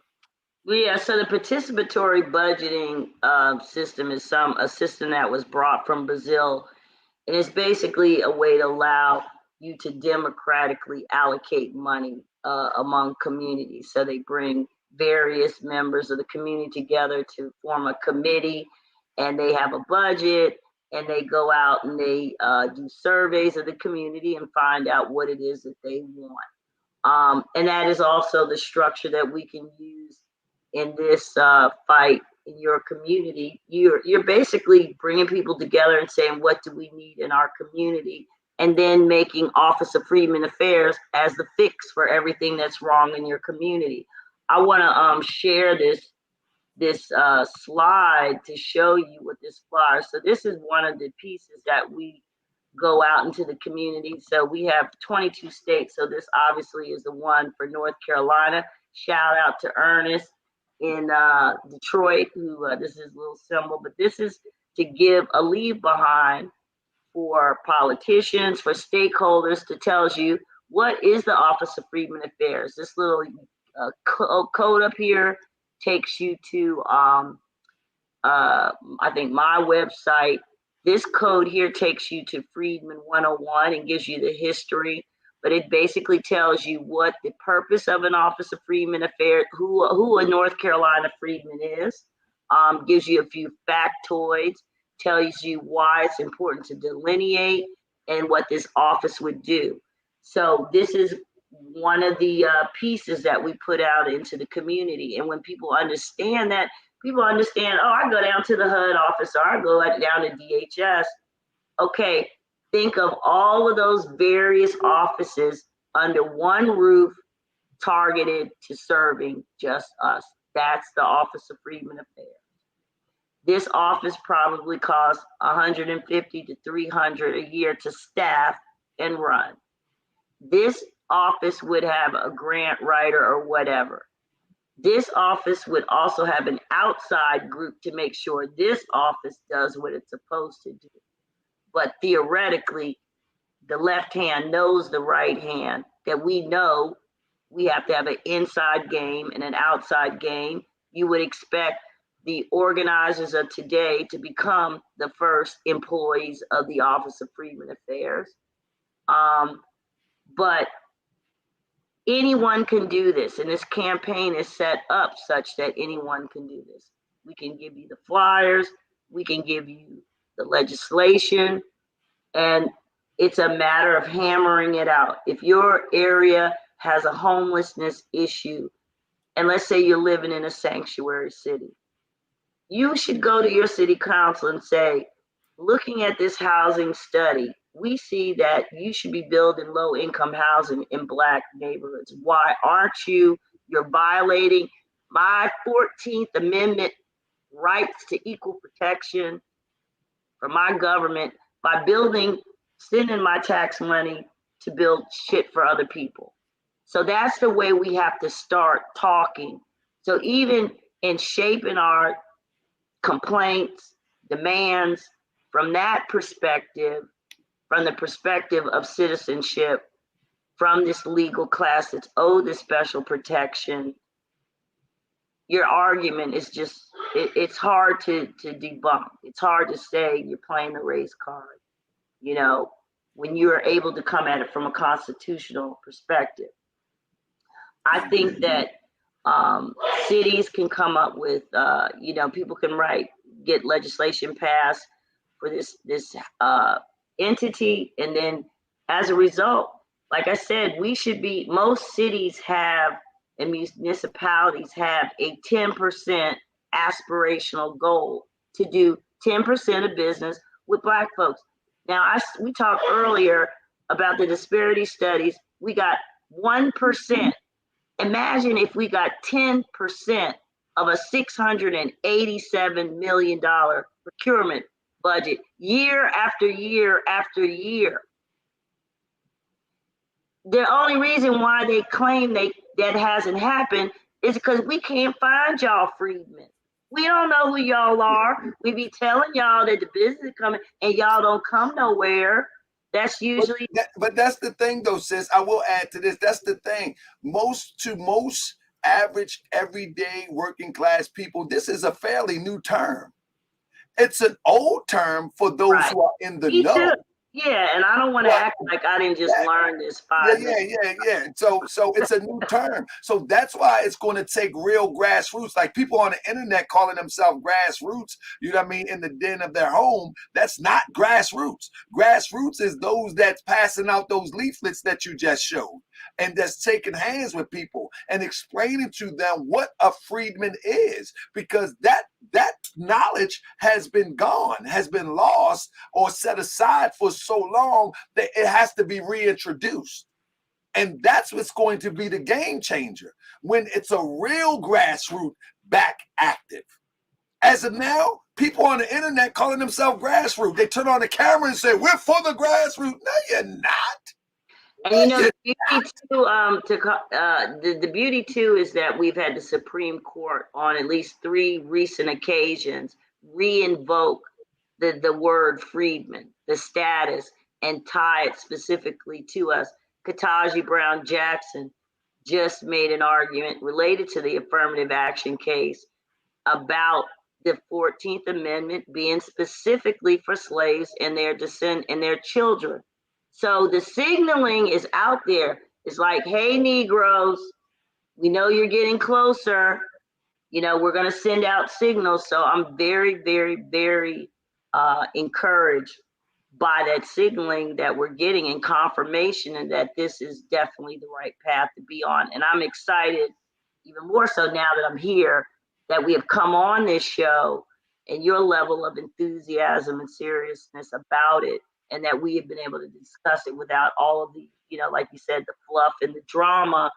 And so I'm encouraged that I can't even imagine y'all would participate in them. I'm looking at, I'm waiting. I can get down now. I can get down, and I can get with the smoke.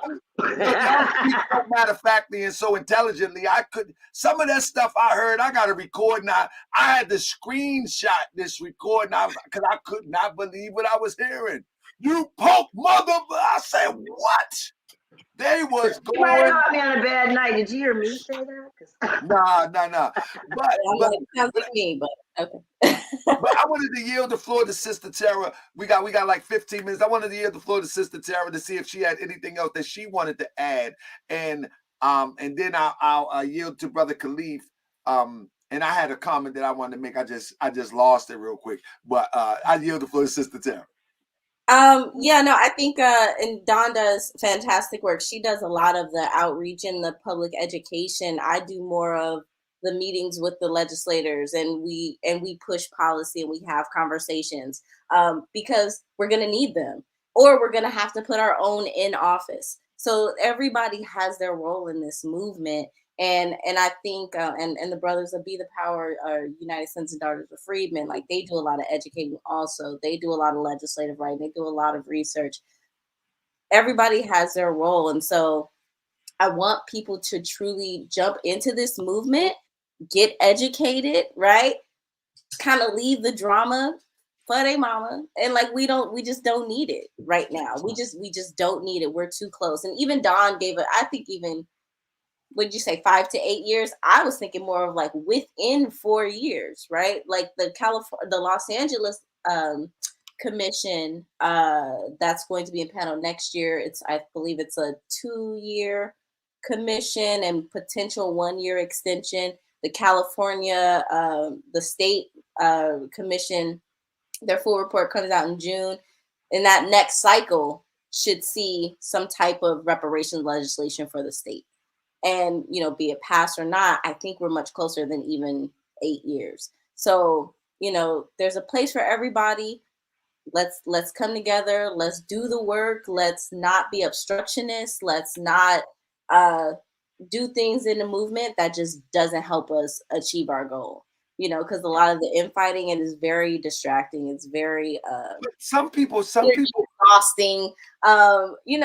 Get with your local reparationist groups in your city, right?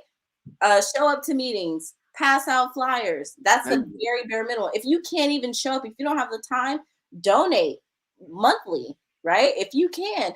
If we talk about, if you can go to Starbucks and you can spend $5 a day on a coffee, okay, fine. $5, $10 a day, because this work takes time, it takes money. And I always, people talk a lot about the grifting aspect. To me, I don't think making money in the movement is grifting. I think not being genuine within the movement is grifting, right?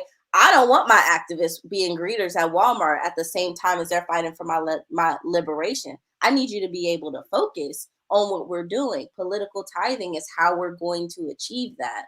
All of the distrust that we have in our community, these are remnants of white supremacy. We have to start paying attention to how we're acting that out in our community. Let me ask you this though, Sister Tara. On this, I don't know if you're familiar with the platform. I call a lot of people out that misappropriate their power and take advantage of our people. Are we prepared to call out those who are doing these things, or are we just going to turn a blind eye and say, "I don't want no drama"? No, I do it. I mean, I don't know if you see me on Twitter. Folks don't like me. Khalif didn't push me to go to Twitter, and my brother Stepper pushed me on Twitter, but it takes me a little bit to get my mind. I don't like that thing is so toxic sometimes. My goodness. Well, it can be, because a lot of people are very much into the trolling culture, in which I'm new to, right? Because I'm like, why are people just saying things they know they're not true? Like, these are people who get a rise out of putting people in distress situations. Yeah. We have a lot of trolls that will. This is what I want to ask. Since you brought, just to do that. I want to bring you to this point then. Mm-hmm. On my flyer, right, I put quite a few faces on here. Now, one of the faces that I have on the left is Brother Naeem over there with the glasses on from Be the Power. I put him on there because me and him always used to go back and forth on the Moorish ideal, or the way that I moved on Moorish World TV. But I've always said that he's a phenomenal researcher. I've always said that. He's an excellent researcher. He always brings the cream rises to the top when it comes to him, when it comes to research, So I think he would be one to actually work with. Now, the many others I really don't know too well, but I know that there's a guy, a major something on the bottom there. Now, I don't want anybody to speak on him or nothing, but this guy is a weird, really, I just recently researched him, and I know that that he squandered federal funds, and I mean squandered funds, the feds. He runs wits a week, and then we got the ADOS tone, and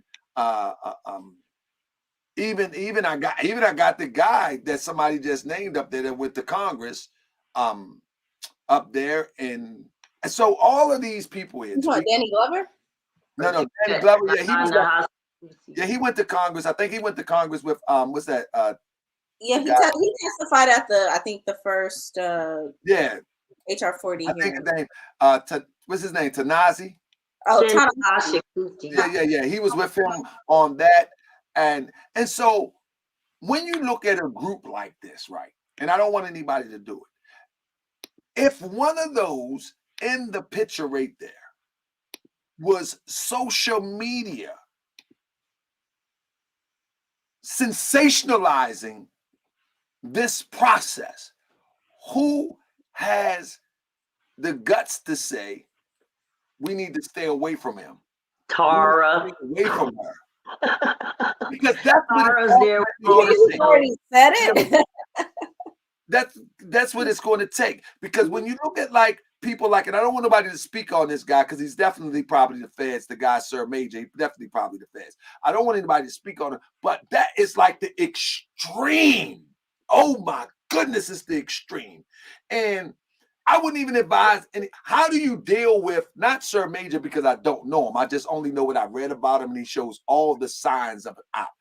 How do you deal with not Sir Major, forget him. How do you deal with one who, as you building your coalition on this social media platform, how do you deal with those who actually infiltrate and able to influence people with that infiltration? Because it's a lot, and I see it. I sit back and watch it. I'll be like, whoa. I'm gonna say that's not my strong suit. I tend to lead with trust, so I need people like Tara and Khalif and some of my other propaganda always win the war. Everybody know that, right? Yeah, to a certain extent. I'm rooted in activism, right? And so even as an activist, like Dawn is more, she's done campaign work and she's very white collar. Like, for me as an activist, first and foremost, you protect the integrity of the movement, right? People who come in, they have to go through a level of education. There we go. Yeah. Before they get to go out there and speak on behalf of the movement and do any work. You try to prep people. When people try to deviate from that, that's what I've called out, and that's what, especially in spaces like Twitter, right? I've gotten a lot of blowback for it, but my thing is, I'm protecting the integrity of the movement, because if we don't, then when we go to places and we're talking about reparations, they think we're these troll people who are doing this trolling work. You have to make sure that you separate yourself. How to make the distinction? The real movement from the crazies or the fringe people who are just muddying the waters. I love that. I would tell anyone who's looking to be educated, be leery of folks who don't give you marching orders, right? Be leery of folks who don't say X, Y, Z, who don't have a plan, who don't actually let you know what their intention is and how to obtain it. Like, you can't talk about reparations and then tell people don't vote, stay home, protest, vote. You got, like, then how we gonna get this reparations? Right. Like, it doesn't make sense. So we have to start using our critical thinking skills. And 100. That's what I would put out there for people. Absolutely. Like, we got to look for the contradictions. Yeah. We got to look for the contradiction every step of the way. Well, as we begin to walk out the door, Khalif, the reparations brother, I want you to close us out. But do you sisters have anything else to add? We got to do this again too. I try to keep the show at a 2-hour limit. That way it don't get too out of hand. I know them. I didn't see some 3-hour shows before. People that send me clips. I'm like, I gotta watch the whole thing. Yeah, but those are usually the research shows. Okay. The research shows, they can go. They can go. And these, if you really have the time to watch the research shows, it really will. It will intrigue you. it will intrigue me, because when I do the research, it kind of intrigues me. I'll be like, whoa, this mean that? But with that being said, I would love to do this again. As I said, after I do the Jive Turkey Awards, because we got a lot of Jive Turkeys in our community. You dig? After I do the Jive Turkey Awards, I really want to bring back a more of a panel-based, teaching-based, and inspiring basic information type of show. You know what I'm saying? To get people motivated, get people moving. I want to do that more often, because many times, as I said in early on, many times these in between these boxes, the information stay right here until the next camera come on. Right. But what I want to do is I want to bridge this conversation to the ground. This interfacing bridges to the ground. That's what I want to do. If I can't do this, if I can't do that, I don't want to do this. Period. You know what I'm saying? So let me yield the floor for any closing comments by Sister Dawn or Sister Tara, and then I'll let Khalif take us out. I'll go first. I just want to thank you for having us, Brother Taharka Bey and Khalif, for organizing this. It's a great opportunity to get real reparations information out there and help to at least turn this boat around, because I feel like this boat has been headed in the wrong direction from voices that may have been louder or amplified. So I appreciate you for extending your platform. Thank you for having us. And I thank you, sis. And I thank you, sis. A lot of people are very intimidated to come on Moorish World TV. They think I'm going to come at them some type of way. But as long as a person is not fraudulent, they have nothing to worry about with me. And as I said, if you come with Khalif, you're a friend of Khalif, you're a friend of mine. It is what it is. You know what I mean? His money good here. Let me yield it to Sister Dawn. Anything in closing, Sister Dawn? Yes, thank you again for being here. And I was leery. I probably was in that camp out of ignorance, and I'm so glad that I came. Are you a fraud? No, I'm not. Well, you have nothing to worry about. I've never been accused of that. But I would love to come back on and talk more about the logistics of the Office of Freedman Affairs, because I do think that's an easy way for people on the ground. Anybody can talk about the Office of Freedman Affairs and press their local politicians. And everyone does have a lane, and just know that we're out here working. And when the call comes, please answer. And so if you have me back on your show, rest assured that I will always end with a call to action. So find me on Twitter. And if you'd like to get some flyers, I might have one for your state. I have one for about 10 different states. All you got to do is put them on windshields. You don't even talk to people. Just hand it and leave, whatever. I got flyers. So thank you. I want Khalif to email me one of those flyers. I really like that, because I'm a hands-on type of guy. I used to say all the time, I'm not a YouTuber. I'm a guy that does YouTube. You know what I'm saying? I'm just a guy that does YouTube. I'm not a YouTuber though. Yeah, there's a difference. You're right. Yeah, because I deal with the suffering of the community hands-on every day. Like I'm in the heart of West Baltimore. Now, I'm not saying I'm in Baltimore and I'm what they call Baltimore County. You know what I'm saying? I'm in the thick of it. I'm talking about, and I'm looking down at my phone. I'm looking at the city right up the street while I'm talking to you. Right up the street from me, somebody just got stabbed while I'm looking at the alerts on the Citizen app while I'm talking to you. Like I'm in the 3800 block, right up at the 4800 block. Somebody just got stabbed on the Citizen app. So can I say, and that's where I want to start my change. And that's the thing. And that's the thing when you say you're a reparationist, you go into the community and you're faced with that. Like Khalif deals with that in Philadelphia. Absolutely. And how do you talk to that? Yeah. How do you talk to that person, those people, and say what you're going to do for them? You talk about this reparation, this check in the sky, and you realize that we need things in the here and now. That's right. And that's why this Office of Freedman Affairs, I think, is the best thing that we can offer people to get involved. And it's the quickest way to relief for our people in the here and now in terms of getting their fair share of the assets being handed out in the city. Exactly. Brother Khalif, take us out, brother. What you got, bro? Listen, man, great Bro, I show. can't wait till I pull up to Philly, though. I'm pulling up soon. Listen, you got y'all might be on Dawn is on the East Coast, but Tara on the West Coast. Philly and Baltimore, they look the same. If they're you like went to cousins. one and didn't know the sign that said Philly, you would think you're in Baltimore. That's so true. They twin cities. Yeah, but to be like cousin cities for real, man. Yeah. But nah, like, man, shout out to you for, like I said, hosting this this great show.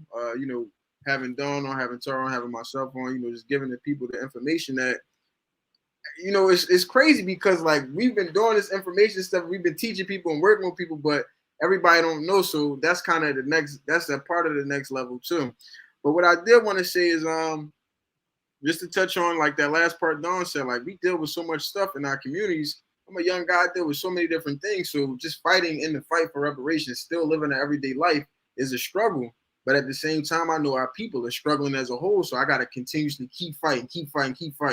Finding people, politicians that's going to take this information, building with the people in the street so that they can, if they're working on food disparities or the gun violence or whatever the case may be, whatever they're working on, I have to implement these reparations, these Office of Freedman Affairs, but an economic gain for the advancement, liberation, and salvation of our people. Because ultimately, at the end of the day, I look at a lot of these things that they try to implement as Band-Aids for gunshot wounds. And what it does is they don't heal no type of symptom. That's why we utilize the term structural violence, because it's a structural component.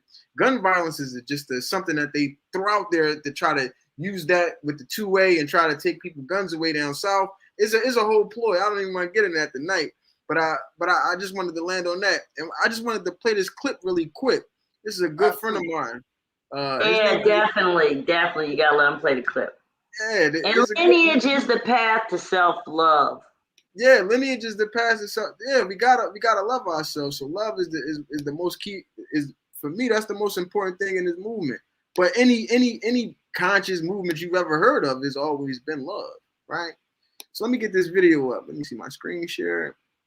All right, cool. This is This happened today, right, Khalif? Yeah, this was today in Philadelphia. A good friend of mine by the name of Bona Higgins.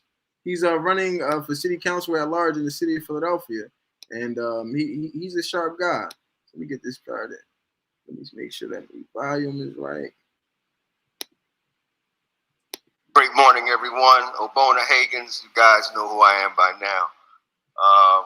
That's really what asks that council members kind of pay attention to what I'm saying and not be on your phone, because what I'm saying is very, very, very important.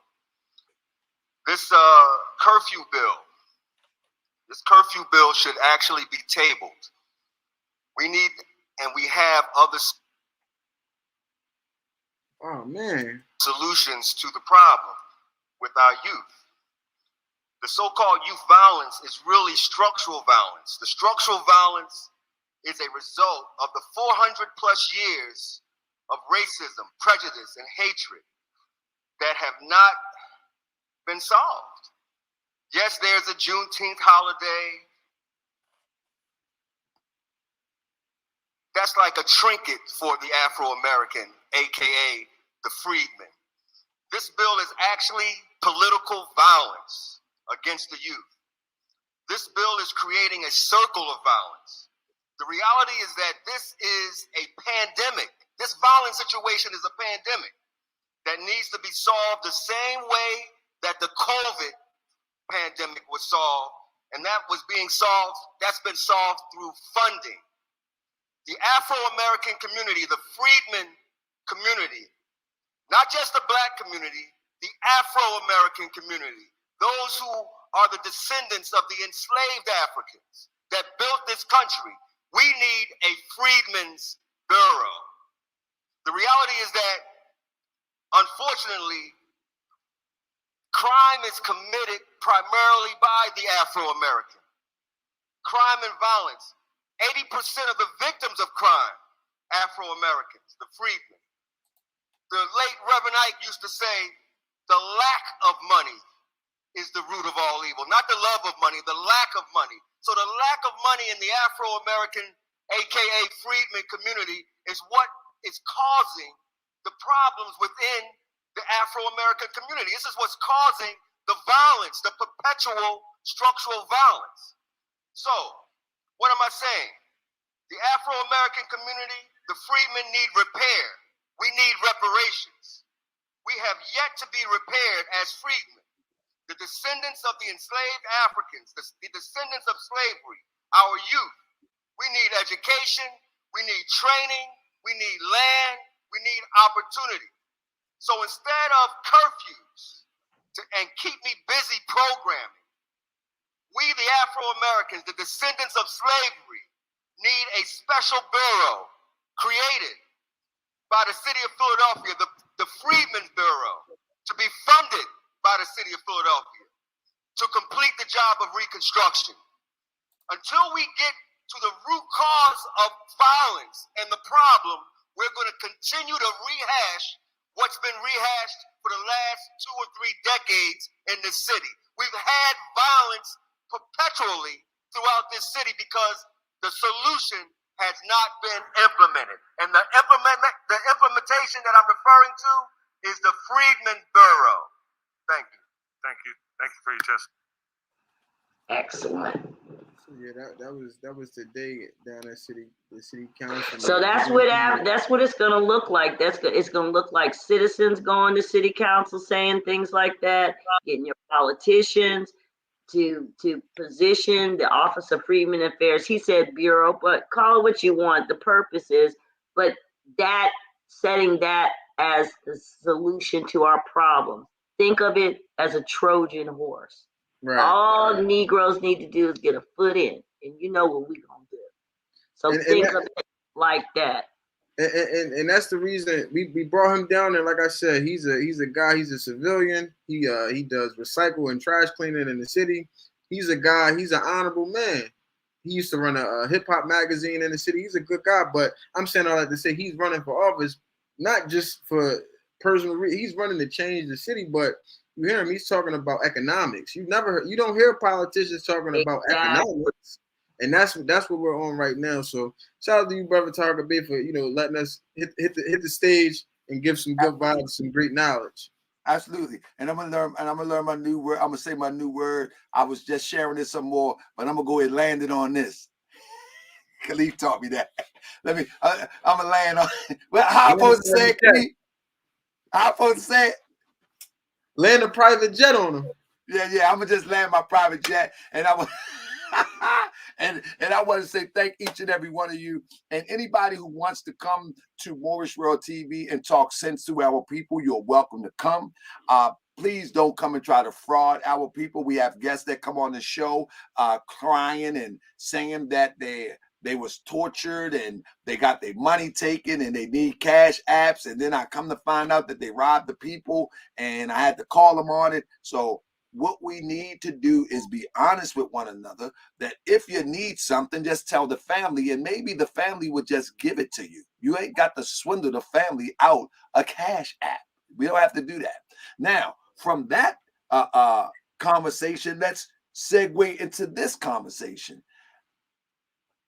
These brother and sisters, they do this for free. So if they ever ask for something to further the endeavor, and what I mean they do it for free, the only compensation that they're getting at this point in time is the satisfaction of trying to move the ball a little bit further down the road. That's it. So if they haven't asked anything here, but if you see them in your travels and they said, listen, we're trying to print up some flyers, we're trying to do that, we can use your support. I ask that you support them in that endeavor, because nothing is free and it takes finance to uplift a nation. So I want to just thank each and every one of you. Me and Khalif are going to set up part 2 for this, hopefully for next week, and we'll do it again. Thank you, family. All right? Thank you so much. This was great. Absolutely. I know y'all was sitting there, man, this Moorish brother been not If he say one thing about me, let me warn everybody, please don't put me in the pot with the typical crazy Moors. I'm not them. If you want to call yourself blue, purple, orange, I have no problem with that.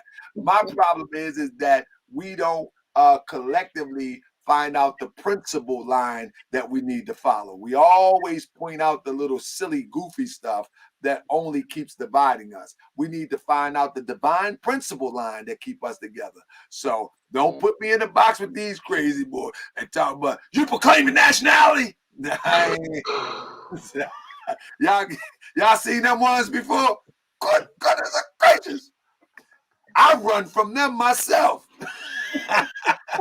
But thank y'all so much. We're gonna do this again, family. So, family, coming up, family, as they exit, coming up, family, on Saturday, we're gonna get busy now. Let me tell you, on Saturday, we gonna get busy, family. We going up in Haiti.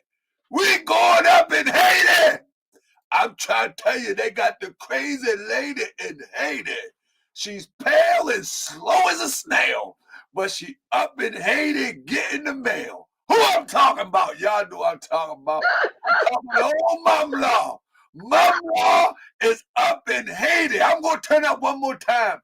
Mama Law is up in Haiti tearing these people pockets. What she doing is she getting money from the government. See, they get money from the government. Brother Khalif was talking about the nonprofits, and that's how they work. They get the money from the government. The government give them $100,000 for water filtering systems. Not saying that this is the case, but they're $100,000 for portable water filtering systems about the size of this hand sanitizer. And they take them to Haiti and give them away. Now they only bought 50 of them, 100 of them, but they got 100,000 to purchase 200,000 of them. They go over that demonstration. Hey, hola. They be speaking Spanish to Haitians that speak French. And they be trying to go there and they film it all. And then they go home and go eat their pork chops and pig feet with the money that they robbed the people. So I'm telling you, on Saturday, I want y'all to be ready, family. Mama over there acting a plum fool. Now, where I come from, there's a fool, and there's a plum fool. A plum fool is the worst of the worst. Look at Mama. So I'm telling you, we're fighting for reparations. Man, Mama Law over there taking reparations. Good gracious. And the gateway is in the right-hand corner. Good goodness gracious. Thank you so much for joining me tonight. I see y'all Saturday night. Look at Mama. I'm the... Hola. Oh, y'all speak French? Oui, oui. Let me stop. I'm trying to tell you, the research is going to be through the roof.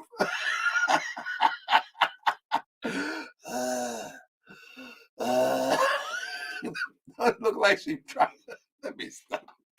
I'm just saying, man, and taking advantage of my people, man. I mean, good night, family. This has got to stop. Peace and love. I be that more you gon' remember. I'ma be that more you gon' remember. I be that more you gon' remember. To Harker Bay front line till the law call my number. I be that more you gon' remember. I'ma be that more you gon' remember. That's right.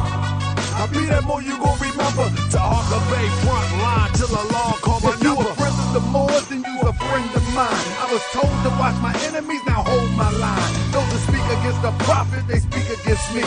And I'm speaking about the prophet over Drew Ali, who was the first to remind you and bind you back to Morocco, the mountains, Mississippi, and Quebec. Told you wasn't black, proved it was straight facts. You tripping off trucks, you need to be tripping off that. Now here we go again, acting like you a slave. Family, see y'all tonight, 9:30. Let's go. I be that more you gon' remember.